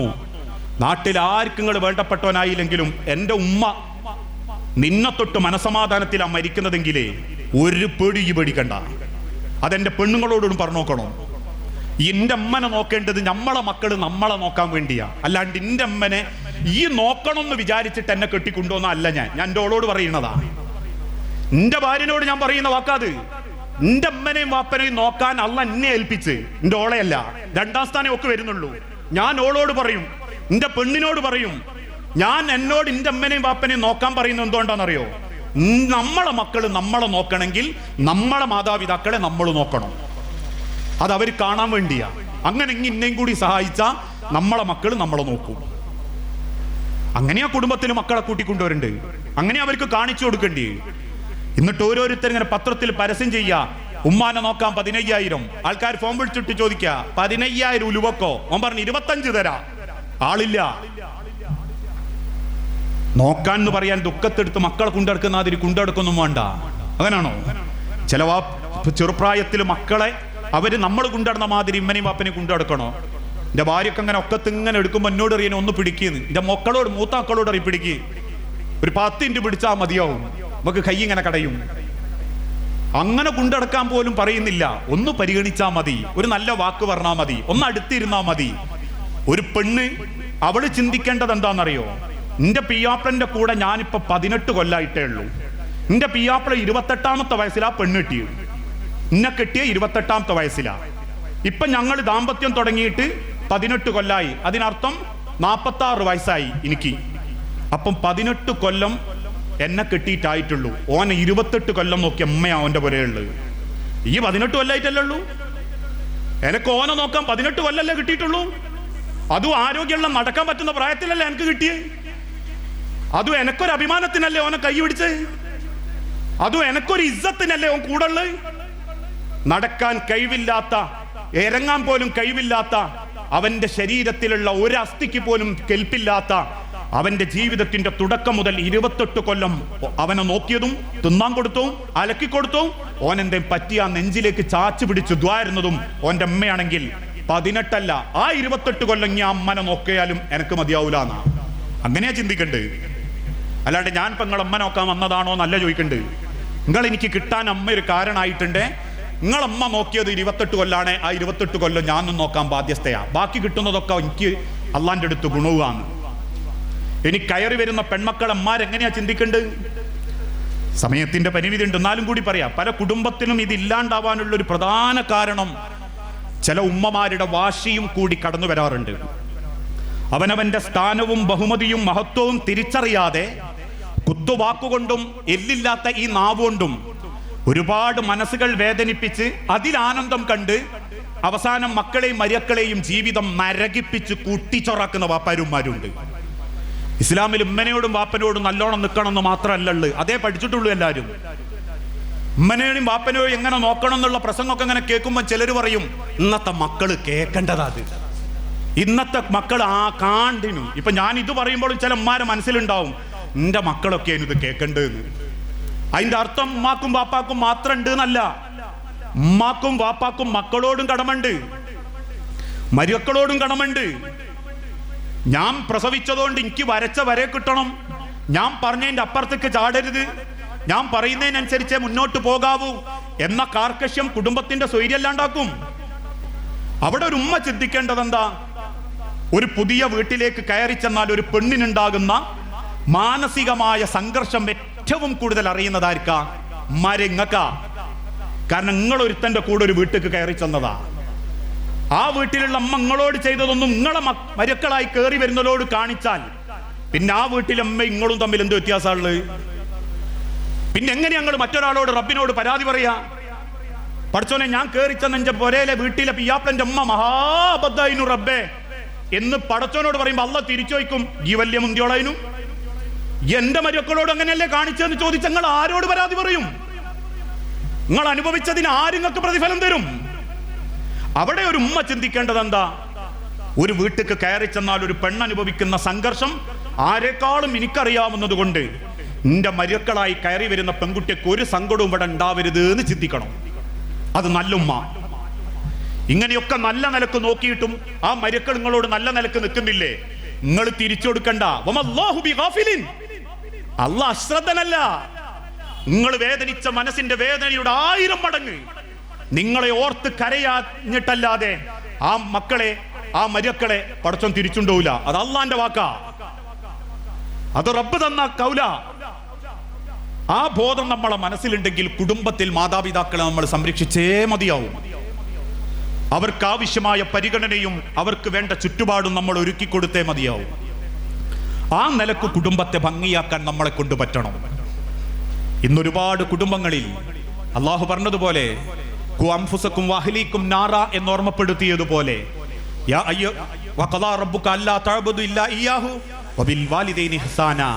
ഞാൻ പറയാറുണ്ട്, ഇന്നത്തെ ദിവസം കഴിഞ്ഞു എന്ന് പറഞ്ഞ ഞാനും ഷമീർ മൗലവിയും തമ്മിൽ വർഷങ്ങളെ ബന്ധ. ഞാൻ ആദ്യമായിട്ട് ഗൾഫ് പോയത് ഷമീറിന്റെ കൂടെയാണ് താമസിച്ചത്. ഇന്ന് എനിക്ക് മറക്കാൻ പറ്റൂല, അതുകൊണ്ടാണ് ഞാൻ ഇവിടെ വന്നു. 30 ദിവസം ഞാൻ അതിന്റെ രസം കൂടി. അതിനുശേഷം ഇന്ന് വരെ ഞാൻ ഗൾഫിലേക്ക് ഒരു പിരിവിന് പോയിട്ടുമില്ല. കാരണം ഒരു മനുഷ്യന് കിട്ടേണ്ട ദുനിയാവിലെ മനസ്സറിഞ്ഞ പ്രാർത്ഥന അങ്ങനെയാ കിട്ടേണ്ടി. നിവൃത്തിയോടുകൊണ്ട് പ്രാർത്ഥിക്കുന്ന പ്രാർത്ഥനയല്ല നമുക്ക് വേണ്ടത്, മനസ്സറിഞ്ഞ് പ്രാർത്ഥിക്കുന്ന പോലെ പ്രാർത്ഥനയാ കിട്ടേണ്ടത്. അല്ലാണ്ട് വെറുതെ ഇങ്ങനെ ആളെ കാണിക്കാൻ കുറെ ആൾക്കാർ വന്നു, എങ്ങനെയാ അപ്പൊ പോകാണ്ടിരിക്കാന്ന് വിചാരിച്ചിട്ട് എല്ലാവരോടും വന്നു, എല്ലാവരോടും മയ്യത്ത് പുറത്തും വന്നു, കബറും പുറത്തും വന്നു. ആർക്കോ വേണ്ടി കുറെ തസ്ബീഹ് ചൊല്ലി. ഞാൻ കാണലുണ്ട്, കുനിഞ്ഞിരുന്ന് 3 പിടി മണ്ണ് വാരിയിട്ടാ പിന്നെ മനുഷ്യന്മാർക്ക് ബേജാറാ, കൈമല മണ്ണൊന്ന് കേകേണ്ടീനല്ല റബ്ബേന്ന്. ആ ബേജാറിൽ ഇങ്ങനെ ചെയ്യൂ, അല്ലാഹുമ്മ സബ്ബിതുഹു ഇൻദ സുആൽ അല്ലാഹുമ്മ അൽഹിംഹുൽ ജവാബ്. ദാപവണി പഠിച്ചോനെ ചോദ്യം ഒന്ന് അയാൾക്ക് ഉപകാരപ്പെടട്ടെ എന്നുള്ള മനസ്സോലും എല്ലാവരും അല്ലട്ടോ ഉണ്ടായില്ല. അവിടെയാണ് മനസ്സറിഞ്ഞ പ്രാർത്ഥന കിട്ടാൻ നമ്മൾ ശ്രമിക്കേണ്ടി. നമ്മൾ അതിനു വേണ്ടി പണിയെടുക്കേണ്ടി. അത് നമ്മൾ ആ ഒരു മനസ്സോടെ റബ്ബേ എനിക്ക് ആരെങ്കിലുമൊക്കെ ഒന്ന് ഉണ്ടാവണം ദ്വാരക്കാന്, അങ്ങനത്തെ സ്വാലിഹീങ്ങളുടെ പ്രാർത്ഥനയിൽ ഞാനും ഉണ്ടാവണം എന്ന് മനസ്സുകൊണ്ട് ചിന്തിച്ച് നിങ്ങൾ നല്ല സ്വഭാവവും നല്ല പെരുമാറ്റവും നല്ലതൊന്നും കാണിച്ചു നോക്കി. നാളെ നമുക്ക് വേണ്ടി പടച്ചോനോട് നമ്മളെ രക്ഷിതാക്കൾ പോലും പറയുന്ന അത്രക്ക് ഭംഗിയില്ല പടച്ചോൻ എൻ്റെ മക്കൾ എന്നെ നോക്കിയത്, അത്രക്ക് മനോഹരമായിട്ടാണ് റബ്ബെ ഞാൻ മക്കളെ നോക്കിയത്. അതുകൊണ്ടാണ് നമുക്ക് കിട്ടേണ്ട പ്രാർത്ഥന ആരുതെങ്കിലും പ്രാർത്ഥനയല്ല, വെറുതെ വന്ന് നിർബന്ധം കൊണ്ട് നിൽക്കുന്ന പോലെ പ്രാർത്ഥന. ഞാനൊരു കഥ പറഞ്ഞുതരാം. ഞാൻ കഴിഞ്ഞ കുറച്ച് മാസങ്ങൾക്ക് മുൻപ് ഇതേപോലെ നാട്ടിലൊരാൾ മരിച്ചു. ഇശാ നിസ്കാരം കഴിഞ്ഞ് വീട്ടിലെത്തിയപ്പോഴാണ് നമ്മൾ അറിയുന്നത് തൊട്ടടുത്ത മഹലില ഇന്ന വ്യക്തി മരിച്ചിട്ടുണ്ട്, നാളെ രാവിലെയാണ് മയ്യത്തസ്കാരം. അപ്പം ഞാൻ കരുതി രാവിലെ സുബഹിക്ക് പോകാം, ഇന്ന് കണ്ടാൽ മതിയല്ലോ. അവസാനം കിടന്നുറങ്ങി. രാവിലെ 4:40 ഞാൻ ആ പള്ളിയിലെത്തി. ആ പള്ളിയിൽ ചെന്ന് നോക്കുമ്പോൾ കാസർഗോഡ് കുമ്പള, മംഗലാപുരത്തിൻ്റെ അടുത്ത് കുമ്പള എന്ന പ്രദേശത്തുള്ള ഒരു മനുഷ്യനുണ്ട് അവിടെ പള്ളിയിൽ. ഞാൻ അയാളോട് ചോദിച്ചു, അത്ഭുതപ്പെട്ട്, നിങ്ങളെങ്ങനെ ഇവിടെ എത്തി? ഞാൻ പറഞ്ഞു, മയ്യത്ത് വേററിഞ്ഞ് വന്നതാ. ഞാൻ ചോദിച്ചു, നിങ്ങളെ അത്ര ബന്ധുവാണ് അയാൾ? ഞാൻ കുമ്പളയിൽ വന്നപ്പോൾ നിങ്ങൾ ഇതൊന്നും പറഞ്ഞില്ലല്ലോ. അതിൻ്റെ 2 വർഷം മുൻപ് അവിടെ പ്രസംഗിക്കാൻ പോയിരുന്നു. ഞാൻ സൂചിപ്പിച്ചു വന്നത്, അങ്ങനെ അദ്ദേഹത്തോട് ഞാൻ ചോദിച്ചു, നിങ്ങൾ ഈ മരിച്ച വ്യക്തിയുമായിട്ട് എന്തോ ബന്ധമുണ്ടോ? അതേ പറഞ്ഞു, വലിയൊരു ബന്ധമുണ്ട്, പക്ഷെ അത് കുടുംബ ബന്ധമല്ല എന്നും പറഞ്ഞു. ഇപ്പൊ ജനാസയൊക്കെ കഴിഞ്ഞു. അദ്ദേഹത്തിനോട് ഞാൻ വീണ്ടും ചോദിച്ചു, നിങ്ങൾ തമ്മിലുള്ള ബന്ധം എന്താ? അപ്പൊ ആ മനുഷ്യൻ പറഞ്ഞു, ഞാൻ 2022 നമ്മുടെ KNM-ന്റെ കൂടെ ഹജ്ജിന് പുറപ്പെട്ടിരുന്നു. നമുക്കൊക്കെ അറിയാം, ഹജ്ജിന്റെ അവസാനത്തെ ജംറയിൽ കല്ലെറിയാൻ സമയമാകുമ്പോഴേക്കും മനുഷ്യരൊക്കെ നടന്ന് ക്ഷീണിച്ച് അങ്ങേയറ്റെത്തിയിട്ടുണ്ടാവും. അദ്ദേഹം പറഞ്ഞു, ഞാൻ ജംറയിൽ കല്ലെറിയാൻ വേണ്ടിയിട്ട് പോകണമെന്ന് വിചാരിച്ചിങ്ങനെ നിന്നു. പക്ഷെ കാല് നിലത്ത് വെക്കാൻ പറ്റുന്നില്ല, കുഴഞ്ഞു വീണു പോവുകയാണ് ഞാൻ. എൻ്റെ പെണ്ണുണ്ട് എൻ്റെ കൂടെ, ഒളിങ്ങനെ സങ്കടപ്പെടുന്നുണ്ട്. അവസാനം എങ്ങനെയോ നെങ്ങിയും നിരങ്ങിയും ജംറൻ്റെ അടുത്തെത്തി. ഒരാളെ ഏൽപ്പിക്കാൻ എൻ്റെ മനസ്സ് സമ്മതിക്കുന്നുമില്ല. അവസാനം ജംറയിലേക്ക് കല്ലെറിയാൻ വേണ്ടി ഇങ്ങനെ കൈ ഓങ്ങിയത് എനിക്ക് ഓർമ്മയുണ്ട്. പിന്നീട് ആരോ എന്നെ താങ്ങിപ്പിടിച്ചു, എൻ്റെ കൈ കൊണ്ട് അയാൾ എറിയിച്ചു. ശേഷം 2 ദിവസം അയാൾ എന്നെ കൊണ്ടുവന്നു, എന്നെ അറിയിച്ചു. എന്നെ ടെന്റ് കൊണ്ട ചാക്കും, എൻ്റെ ആൾ കൂട്ടിക്കൊണ്ടുവരും. അവിടുന്ന് അങ്ങോട്ട് 14 ദിവസം നാട്ടിക്ക് വിമാനം കയറുന്നത് വരെ ഒരു പൈതലിനെ എങ്ങനെ കൊണ്ടടക്കുന്നോ അതുപോലെ ആ മനുഷ്യൻ എന്നെ കൊണ്ടുനടന്നു. അവസാനം കരിപ്പൂര് വിമാനത്താവളത്തിൽ ഇറങ്ങി എൻ്റെ മക്കൾക്കും മരുമക്കൾക്കും ഞങ്ങളെ ഏൽപ്പിച്ചു കൊടുക്കുമ്പോൾ ആ മനുഷ്യൻ പറഞ്ഞൊരു വാക്ക്, നിങ്ങളപ്പാനെയും ഉമ്മാനെയും നോക്കാൻ, അവർക്ക് ഹിദ്മത്ത് ചെയ്യാൻ പടച്ചോൻ ഈ ഹജ്ജിൽ എനിക്കൊരു അവകാശം തന്നു, ഞാൻ അള്ളാനെ സ്തുതിക്കാണ് കേട്ടോ എന്നും പറഞ്ഞ് എന്നോട് സലാം പറഞ്ഞു പോയൊരു മനുഷ്യനാ. ആ മനുഷ്യൻ മരിച്ചു എന്ന് കേട്ടാ പിന്നെ ഞാൻ എങ്ങനെയാ വരാണ്ടിക്കുക? ഞാൻ 9:30 വിവരറിഞ്ഞ് 11:15 ട്രെയിനിൽ ഞാൻ കയറി നിന്നതാ കോഴിക്കോട് വരെ, ഞാനും എൻ്റെ പെണ്ണുങ്ങളും. 3:30 മണിക്ക് കോഴിക്കോട് എത്തി. ഓട്ടോറിക്ഷ വിളിച്ച് ഞാൻ നന്മണ്ടത്തെ പള്ളിയിലെത്തിയത് 4:15 മണിക്കാ. ആ മനുഷ്യനെ മനസ്സ് എനിക്ക് പറിച്ചു മാറ്റാൻ പറ്റുന്നില്ല. മനുഷ്യരെ, നമുക്ക് കിട്ടേണ്ട പ്രാർത്ഥന അങ്ങനത്തതാ. അല്ലാണ്ട് നാട്ടുകാരൊക്കെ വെറുപ്പിച്ചും കുടുംബത്തിൽ പ്രശ്നം ഉണ്ടാക്കിയിട്ടും അവസാനം മരിച്ചു എന്ന് കേൾക്കുമ്പോൾ ചിലർ ചോദിക്കും, മയ്യത്ത് നിസ്കരിക്കാൻ പോണ്ടേ? പോണം. ലീവാക്കണോ? ലീവാക്കണം. ഇനി അപ്പൊ വാണ്ടിക്കുക എന്ന് വിചാരിച്ച് വരുന്നവരല്ല വേണ്ട. നമ്മൾ ചെയ്ത കുടുംബത്തിലെ നമ്മളെ നല്ല കാര്യങ്ങൾ ഓർത്തിട്ടും നമ്മൾ ചിലർക്ക് കൊടുത്ത സ്നേഹം കൊണ്ടും അവർ നമ്മളെ ഓർക്കണം. ആ കബറിങ്ങി നന്നാക്കണേ റബ്ബേ എന്ന് പ്രാർത്ഥിക്കാനുള്ള ഒരു ഓർമ്മ നമ്മളെ സ്വഭാവം കൊണ്ട് നമ്മൾ ഉണ്ടാക്കണം. ആ ബന്ധങ്ങളിൽ ഏറ്റവും മനോഹരമായ ഒരു ബന്ധമാണ് ഭാര്യാഭർത്തൃ ബന്ധവും. ഇന്ന് ഭാര്യാഭർത്തൃ ബന്ധങ്ങളൊക്കെ അഭിനയങ്ങളും വഞ്ചനയും ചതിയുമായി മാറിക്കൊണ്ടിരിക്കുക. ഓരോ ദിവസത്തിലെ പത്രവാർത്തകളും മീഡിയകളും നമ്മളെ കാണിച്ചിരുന്ന് ഭർത്താവിനെ കൊല്ലാൻ കൊട്ടേഷൻ കൊടുക്കുന്ന ഭാര്യ, ഭാര്യയെ കൊല്ലാൻ കൊട്ടേഷൻ കൊടുക്കുന്ന ഭർത്താക്കന്മാര്, ഈ വാർത്തകൾ തന്നെ ഇന്ന് കേൾക്കുന്നുള്ളൂ. 10ാം ക്ലാസ് കൂടെ പഠിച്ചത് അവസാനം ഗെറ്റ് ടുഗദറിന് നമ്പർ കിട്ടി, ഹായും കൂയും അയച്ചിട്ട് പിന്നെ 4 മക്കളെ വേണ്ടെന്ന് വെച്ച് അവള് പോയി. അവക്ക് വേണ്ടിയിട്ട് അവൻ ഭാര്യനെ വിഷം കൊടുത്തു കൊന്നു. എത്ര മലിനമായ ഇന്നത്തെ കുടുംബരംഗത്ത്, ദാമ്പത്യരംഗത്തുള്ള ജീർണത എന്ന് ചിന്തിക്കാൻ പറ്റുന്നതിൻ്റെ അപ്പുറം. മഹാനായ പ്രവാചകൻ സല്ലല്ലാഹു അലൈഹി വസല്ലം ഒരിക്കൽ ഓർമ്മപ്പെടുത്തി,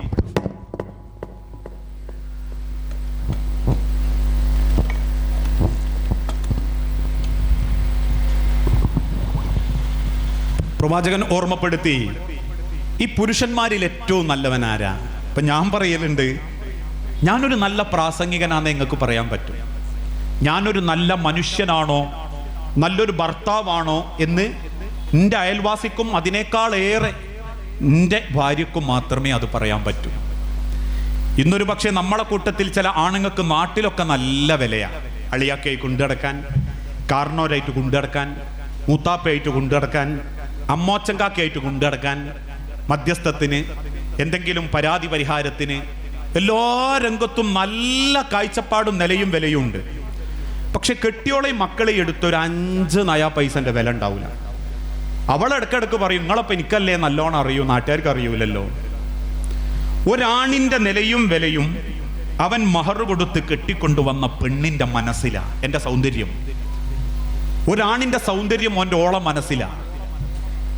അവനെ കാണാതാകുമ്പം അവൾ സങ്കടപ്പെടുന്നുണ്ടെങ്കിൽ, അവൻ അടുത്തില്ലാതെ അവൾ ഉറക്കം വരുന്നില്ലെങ്കിൽ, പടച്ചോനെ നിന്റെ പിയ്യാപ്പിളനെ മരിപ്പിക്കുന്നതിന്റെ മുൻപ് ഇന്ന മരിപ്പിച്ചോ, എനിക്കിൻ്റെ കാക്കല്ലാണ്ട് ജീവിക്കാൻ പറ്റൂല റബ്ബേ എന്ന് എനക്ക് വേണ്ടി എൻ്റെ ഓള് പ്രാർത്ഥിക്കുന്നുണ്ട്. ഈ ആണ എൻ്റെ മീശക്കാ പടച്ചോൻ ആണെന്ന വർഗത്തിന്റെ വില തന്ന്.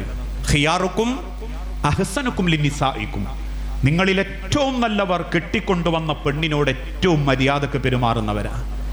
മനസ്സറിയാൻ, അവളുടെ ഇഷ്ടങ്ങൾ അറിയാൻ, സ്വപ്നങ്ങൾ അറിയാൻ, അതിനേക്കാളേറെ ബഹുമാനത്തോടു കൂടി ആ പെണ്ണിനെ മനസ്സിലാക്കാൻ ഒരാണിനെന്നു പറ്റുന്നോ അതാ അവൻ്റെ ഏറ്റവും വലിയ സമ്പാദ്യവും അവൻ്റെ ഏറ്റവും വലിയ ഡിഗ്രിയും. നമ്മൾ അള്ളാന്റെ നബിയെ പറ്റി, പ്രവാചകൻ സല്ലല്ലാഹു അലൈഹി വസല്ലമനെ പറ്റി കുറ്റം പറയലില്ലേ? നബി തങ്ങൾ 12 കല്യാണം കഴിച്ചു എന്നൊക്കെ ശത്രുക്കൾ ആരോപിക്കും. മുസ്ലിമുകളിൽപ്പെട്ട ചിലരൊക്കെ ചില സമയത്തൊക്കെ ഇങ്ങനെ നമ്മൾ കല്യാണപ്പുരയൊന്നും അല്ലാത്ത ചില ഫംഗ്ഷനൊക്കെ സംസാരിക്കുമ്പോൾ ചില മുസ്ലിങ്ങൾ തന്നെ നമ്മളോടൊക്കെ പറയും, എല്ലാം നമുക്ക് അംഗീകരിക്കായിരുന്നു, പിന്നെ എന്താ പ്രശ്നം? അല്ല, മുഹമ്മദ് നബി ആ 11-12 കെട്ടിന്നുള്ളത് അതില്ലായിനെങ്കിൽ നബി ഓക്കെ ആയിരുന്നു. ഈ 12 വിവാഹം കഴിച്ച നബി തങ്ങളെ പറ്റിയിട്ട് 12-ൽ ഒരാളെങ്കിലും കുറ്റം പറഞ്ഞു? 12 പേരും പറഞ്ഞതെന്താ? നബി തങ്ങളെ ഇനിയൊരു ജന്മമുണ്ടെങ്കിൽ നിങ്ങളെ മണവാട്ടിയാവണം.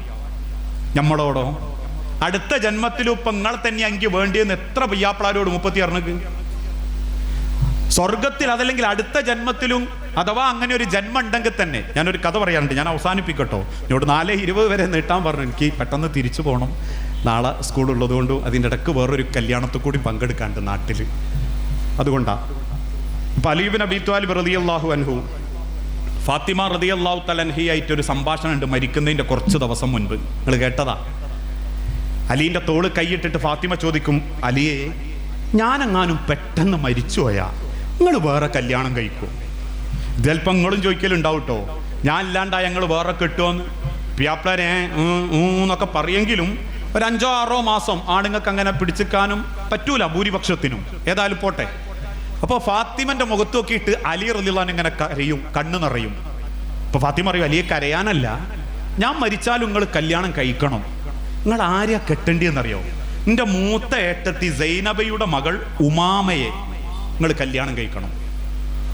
റസൂലിൻ്റെ ആദ്യ മോള് സൈനബ, രണ്ടാമത്തെ റുഖിയ, മൂന്നാമത്തെ ഉമ്മു കുൽസു, നാലാമത്തെ ഫാത്തിമ ബീവി. ഇതിൽ ഫാത്തിമ ബീവി ഭർത്താവിനോട് പറയാണ്, എൻ്റെ സ്വന്തം ഏട്ടത്തി സൈനബയുടെ മകൾ ഉമാമയെ ഞാൻ മരിച്ചു കഴിഞ്ഞാൽ നിങ്ങൾ കല്യാണം കഴിക്കണം. നിങ്ങളൊന്ന് മനസ്സിലാലോചിച്ച് നോക്കിട്ടോ, നിങ്ങളെ പെണ്ണുങ്ങളെ മൂത്ത ഏട്ടത്തിൻ്റെ മോളെ നിങ്ങളെ കെട്ടാൻ പറയുന്നത്. അപ്പൊ അലി ഇങ്ങനെ സങ്കടപ്പെട്ട് ചോദിക്കും, എന്ത് വർത്താനാ ഫാത്തിമ? അപ്പൊ ഫാത്തിമ ഇങ്ങനെ കരഞ്ഞോണ്ട് പറയും, അലി അള്ളാഹിന്റെ തീരുമാനം എപ്പോഴും വരാം, പക്ഷെ അലി നിങ്ങളെ ഞാൻ വേറൊരു കുടുംബത്തിന് വിട്ടുകൊടുക്കൂല. അലി നിങ്ങളോളം മനോഹരമായതൊന്നും എനിക്ക് പടച്ചോൻ തന്നിട്ടില്ല, അതിനേക്കാൾ വലുത്. അതുകൊണ്ട് അലി ഞാൻ അഥവാ പെട്ടെന്ന് പോയാലും നിങ്ങൾ എൻ്റെ കുടുംബത്തിൽ തന്നെ ഉണ്ടാവണം. എൻ്റെ ഉമാമക്ക് നിങ്ങളെ കിട്ടിയ എനിക്ക് ഉറപ്പാ അലി നിങ്ങളൊരു നല്ല ഭർത്താവാ, നല്ലൊരു ആണങ്ങൾ. അതുകൊണ്ട് അലി വേറെ എവിടെയും പോയി കെട്ടരുത് കേട്ടോ, എൻ്റെ കുടുംബത്തിൽ നിന്ന് ഞങ്ങൾ കല്യാണം കഴിക്കാവൂ. അലി റളിയല്ലാഹു അൻഹു കരയും, ഫാത്തിമയും കരയും. കുറച്ച് ദിവസങ്ങൾ കഴിഞ്ഞപ്പോഴാണ് ഫാത്തിമ ബീവി പിന്നീട് പെട്ടെന്ന് മരണപ്പെടുന്നത്. പിന്നീട് മാസങ്ങൾക്ക് ശേഷം അലി കല്യാണം കഴിക്കുന്നത് ഇതേ ഉമാമനെ തന്നെയാണ്. അലി ഇബ്നു അബീ ത്വാലിബ് കല്യാണം കഴിക്കുന്നത്. ഇനി നിങ്ങളെ മനസ്സുകൊണ്ട് ആലോചിച്ച് നോക്കി, പെണ്ണുങ്ങൾ മടിയിൽ നിന്ന് പോയി തലവെച്ച് കിടക്കുക. ഓൾ നമ്മളോട് ചോദിക്കുക, അല്ലേ ഞാൻ മരിച്ചാൽ നിങ്ങൾ വേറെ കെട്ടുമോ എന്നൊക്കെ പറയണ്ട. അങ്ങനെയൊക്കെ പറഞ്ഞാൽ പോലും തൊട്ടടുത്ത സമയത്തോളം എന്താക്കി പറയും, നിങ്ങൾ കെട്ടിക്കോളി, നിങ്ങൾക്ക് അങ്ങനെ ജീവിക്കാൻ പറ്റൂല എന്നൊക്കെ എനിക്കറിയാം ആണുങ്ങളായതുകൊണ്ട്. പക്ഷെ എൻ്റെ കുടുംബത്തിൽ നിന്ന് എനിക്ക് കെട്ടണ്ട കേട്ടോ, നിങ്ങൾ ഏടേച്ചാ പോയി കെട്ടിക്കോളി, ഞാനോ പെട്ട് ഇനി എൻ്റെ കുടുംബത്തിൽ പെടണ്ട. ഇനി അഥവാ കെട്ടുകയെന്നൊക്കെ ഓക്കൊരു സമ്മതം കൊടുത്താൽ ഓളെ മുഖത്ത് നോക്കിയിട്ട് മരിക്കാന്ന് കിടക്കുന്ന സമയത്ത് സങ്കടങ്ങൾ എൻ്റെ കുടുംബത്തിൽ ഇങ്ങനെ കെട്ടണട്ടോ എന്നൊക്കെ പറഞ്ഞാലും ചില ആണുങ്ങളെ മനസ്സിലെന്തായിരിക്കും, ഇനിയും ഇപ്പം എൻ്റെ കുടുംബത്തുനിന്നോ സുബ്ഹാനല്ലാഹ് എന്നെ തന്നെ എങ്ങനെയോ ഞാൻ കൊണ്ടുവരണതാ. ഒരു മനുഷ്യൻ്റെ ഇൻഡിവിജ്വൽ പേഴ്സണാലിറ്റി ഓൻ്റെ വീട്ടിലാണ്, നാട്ടിലല്ല, പള്ളിയിലല്ല, സമൂഹത്തിലല്ല. ഓൻ്റെ ഇൻഡിവിജ്വൽ പേഴ്സണാലിറ്റി ഓൻ്റെ കുടുംബത്തിലാണ്. ഓൻ്റെ വീടറിയണം ഓൻ്റെ സ്നേഹം, ഓൻ്റെ മക്കളറിയണം ഓൻ്റെ സ്നേഹം, ഓൻ്റെ പെണ്ണറിയണം ഓൻ്റെ പ്രണയം. ഇന്നോ പ്രണയിക്കുന്നുണ്ട്, പൊരയിൽ അറിയൂല എന്ന് മാത്രം. ഖിയാറുക്കും അഹ്സനുക്കും ലിനിസായിക്കും, ആണുങ്ങളിൽ ഏറ്റവും നല്ലവൻ കിട്ടിയ പെണ്ണിനോട് ഏറ്റവും മര്യാദക്ക് പെരുമാറുന്നത്. ഇതേപോലെ തന്നെയാണ് ഉമ്മാരോടും. ആരാ സ്ത്രീകളിൽ ഏറ്റവും നല്ലോള്? ചില പെണ്ണുങ്ങൾക്കൊക്കെ ഒരു ധാരണ ഉണ്ട്, ഓല് ഉടുത്ത വസ്ത്രം കൊണ്ടും ധരിച്ച ആഭരണം കൊണ്ടും പിന്നെ പ്രത്യേകിച്ച് ഇപ്പോൾ പുട്ടിയിട്ട മുഖവും ചോപ്പിച്ച ചുണ്ടും. ഇത് കണ്ടിട്ടാ ഒരുത്തൻ നിങ്ങളെ കല്യാണപ്പുരന്ന് നോക്കുന്നതെങ്കിൽ ഓൻ പൊട്ടനായതുകൊണ്ടാ, പെരും പൊട്ടൻ.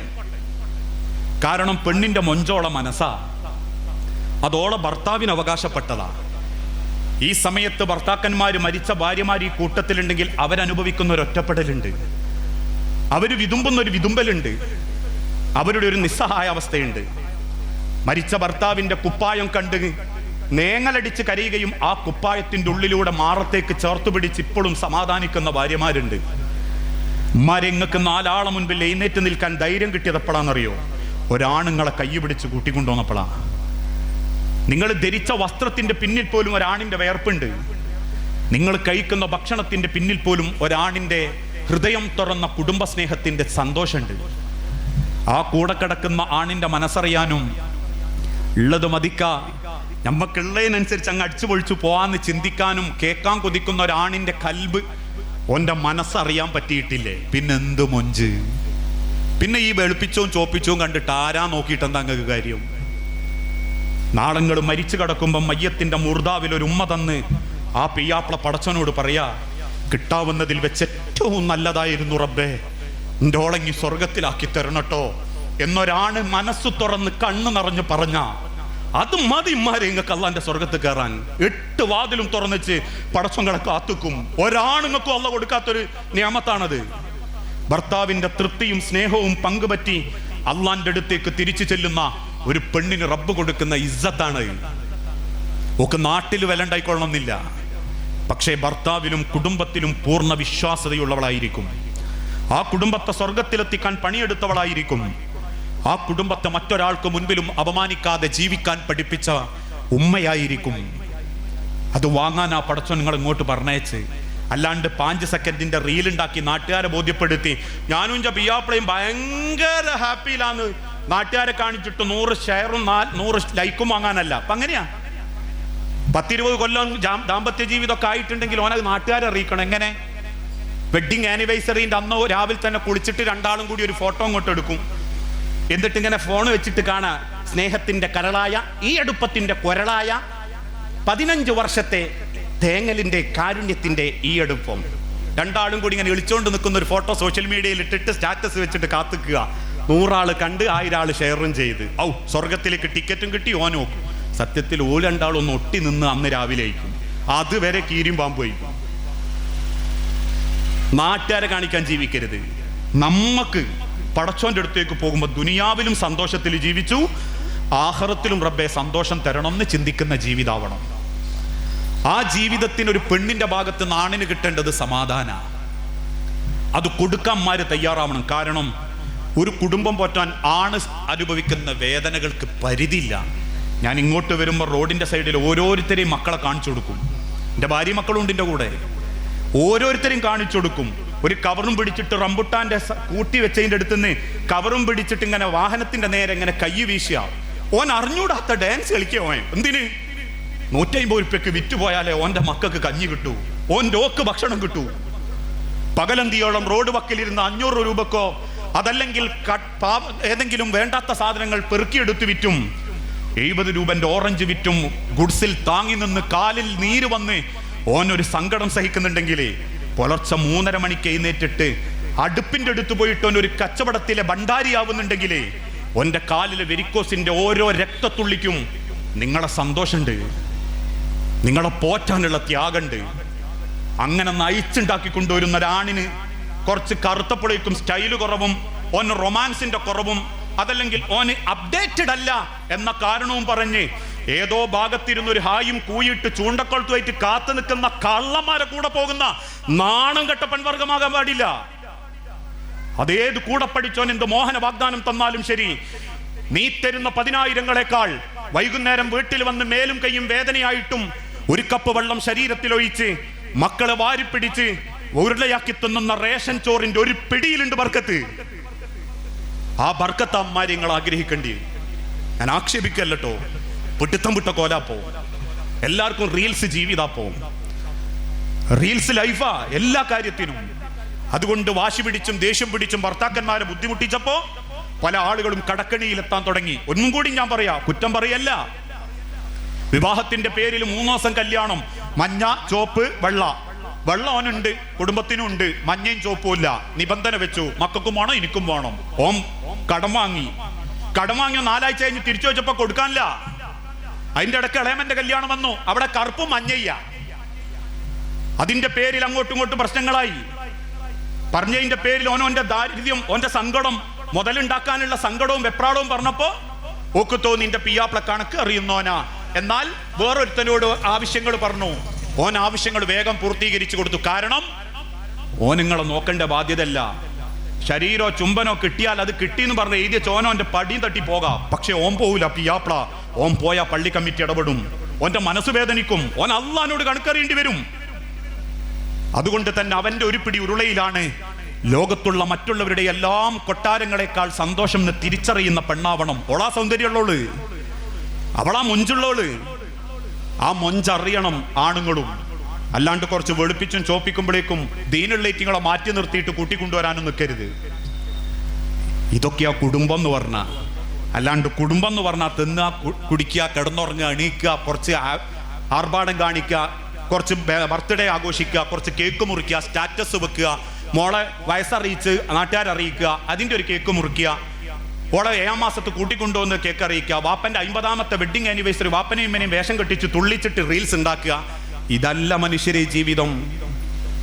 അള്ളാന്റെ മണ്ണിലേക്ക് ഇങ്ങനെ അടുത്തോണ്ടിരിക്കുക. നമ്മളെ ജീവിതത്തിൽ സെപ്റ്റംബർ, അതല്ലെങ്കിൽ ഇന്നത്തെ ദിവസം ജൂലൈ 12, ഇന്നവിടെ കഴിഞ്ഞു എന്നല്ല പറയേണ്ടി. നമ്മളെ ആയുസ്സിലെ കുറെ മണിക്കൂർ അങ്ങ് തീർന്നു എന്നാ. തീർന്നതല്ല, നമ്മളറിയാതെ നമ്മളെ ജീവിതത്തിൽ നിന്ന് പോയതാ. ആ വേദന നമുക്ക് ഉണ്ടാവേണ്ടി. കഴിഞ്ഞു പോകുന്ന നിമിഷങ്ങളെപ്പറ്റി, വരാനിരിക്കുന്ന നിമിഷങ്ങൾ എത്ര ഭംഗിയാക്കാമെന്നാണ് നമ്മൾ ചിന്തിക്കേണ്ടി. അള്ളാഹ്ക്ക് വേണ്ടി അങ്ങനെ ചിന്തിക്കുന്ന നല്ല കുടുംബമായി ജീവിക്കാൻ അള്ളാഹു നമുക്ക് ഓരോരുത്തർക്കും തൗഫീക്ക് നൽകി അനുഗ്രഹിക്കുമാറാകട്ടെ. അറിഞ്ഞുമറിയാതെയും ഒരുപാട് പാപങ്ങൾ പറ്റിപ്പോയിട്ടുണ്ട് റബ്ബേ. എല്ലാം വിട്ടുപുറത്തു മാപ്പാക്കി നിന്റെ സ്വർഗത്തിൽ ഇതേ രൂപത്തിൽ നീ ഞങ്ങളെ ഒരുമിപ്പിച്ചു കൂട്ടണമേ നാദാ. പല ദാമ്പത്യ ജീവിതങ്ങളിലും മനസ്സ് വേദനിച്ച് ജീവിക്കുന്നവരുണ്ട്. കുടുംബത്തിൽ ആരുടെയൊക്കെ സ്വഭാവത്തിനാണ് റബ്ബെ മാറ്റമുണ്ടാകേണ്ടത്. ആ മാറ്റം കൊടുത്ത് പരസ്പരം സ്നേഹത്തോടെ സമാധാനത്തോടെ ജീവിക്കാൻ എല്ലാവർക്കും നീ തൗഫീക്ക് നൽകണമേ. അല്ലാഹുമ്മ ഗ്ഫിർ മുഅ്മിനീന വൽ മുഅ്മിനാത്ത് അൽ മുസ്ലിമീന വൽ മുസ്ലിമാത്ത് അൽഅഹ്യാഉ മിൻഹും വൽ അംവാത്ത് ഇന്നക മുജീബുദ് ദഅവാതി യാ ഖാദിയൽ ഹാജാത്ത്. اللهم أعز الإسلام والمسلمين وأذل الشرك والمشركين. اللهم أجرنا من النار. اللهم أجرنا من النار. اللهم أجرنا من النار. അള്ളാഹുവെ പ്രാർത്ഥിക്കണമെന്ന് വസയ്യത്ത് ചോദിച്ചവരുണ്ട്. രോഗം കൊണ്ട് അങ്ങേയറ്റം കഷ്ടപ്പെടുന്നവർ, ചെറുതും വലുതുമായ അസുഖങ്ങളെ കൊണ്ട് ബുദ്ധിമുട്ടുന്നവർ, അള്ളാഹുവെ എല്ലാവരുടെ അസുഖങ്ങളും ശിഫ നൽകി ആഫിയത്തോടെ ഇസ്സത്തോടെ ജീവിക്കാൻ നീ തൗഫീക്ക് നൽകണമേ നാദാ. നിന്റെ അടുത്തേക്ക് തിരിച്ചു വരുമ്പോൾ ഒരു മുഅ്മിനായി ജീവിച്ചു മരിക്കാൻ, ഒരു മുസ്ലിമായി ജീവിച്ചു മരിക്കാൻ, നീ ഇഷ്ടപ്പെടുന്ന ഒരു നല്ല കുടുംബമായി നിന്റെ സ്വർഗത്തിൽ ഒരുമിച്ച് കൂടാൻ ഞങ്ങളുടെ കുടുംബങ്ങൾക്ക് നീ തൗഫീക്ക് നൽകണമേ. നിങ്ങളെ പ്രാർത്ഥനയിൽ നിങ്ങൾ ഇന്നെയും ഉൾപ്പെടുത്തണം കേട്ടോ. ഒരുപാട് യാത്ര ചെയ്യുന്ന ആളാണ്. അതോടൊപ്പം ആരോഗ്യത്തിനും ഇതുപോലെ ദഅവത്ത് നടത്താനും നിങ്ങളെ ദുആൽ ഇന്നെയും കൂടി ഒന്ന് കൂടെ കൂട്ടണം എന്നൊരു വസിയത്ത് നിങ്ങളോട് സൂചിപ്പിച്ചും ഞാൻ എൻ്റെ വാക്കുകൾ അവസാനിപ്പിക്കുകയാണ്. വസല്ലല്ലാഹു അലാ നബീന. അസ്സലാമു അലൈക്കും വറഹ്മത്തുള്ളാഹി വബറകാതുഹു. അസ്സലാമു അലൈക്കും വറഹ്മത്തുള്ളാഹി. ഒരു ഔപചാരികമായ ഒരു നന്ദി പറയുക എന്നത് മാത്രമാണ് എൻ്റെ ചുമതല. ഒരു കുടുംബ സംവിധാനത്തിൻ്റെ നേർക്കാഴ്ചകളും കാണാപ്പുറങ്ങളും അതിൻ്റെ എല്ലാ മേഖലകളും സ്പർശിച്ചുകൊണ്ട് ബഹുമാനീയനായ പണ്ഡിതൻ അൻസാർ നന്മണ്ട അവർകൾ നമുക്ക് മുമ്പിൽ അവതരിപ്പിച്ചതിന് ഹൃദയംഗമായ നന്ദി ആദ്യമായി അറിയിക്കുകയാണ്. കൂട്ടത്തിൽ എത്തിച്ചേർന്ന ഇത് നമ്മൾ വേറെ ജോലിയൊന്നും ഇല്ലാതെ വന്നിരിക്കുന്നവരല്ലല്ലോ. ആ ജോലിയൊക്കെ ഉപേക്ഷിച്ചിട്ട് നിങ്ങൾ വന്നിരുന്നത് ഭയങ്കര നല്ല ഹൃദയംഗമായ നന്ദി നിങ്ങൾക്കും അറിയിക്കുകയാണ്. വ്യക്തി എന്ന ഞാനും കുടുംബത്തിലേക്കും ബന്ധുക്കളിലേക്കും ശേഷം മാത്രം സമൂഹത്തിലേക്ക് എത്തിക്കേണ്ട ഒരു ദൗത്യമാണിത്. ആ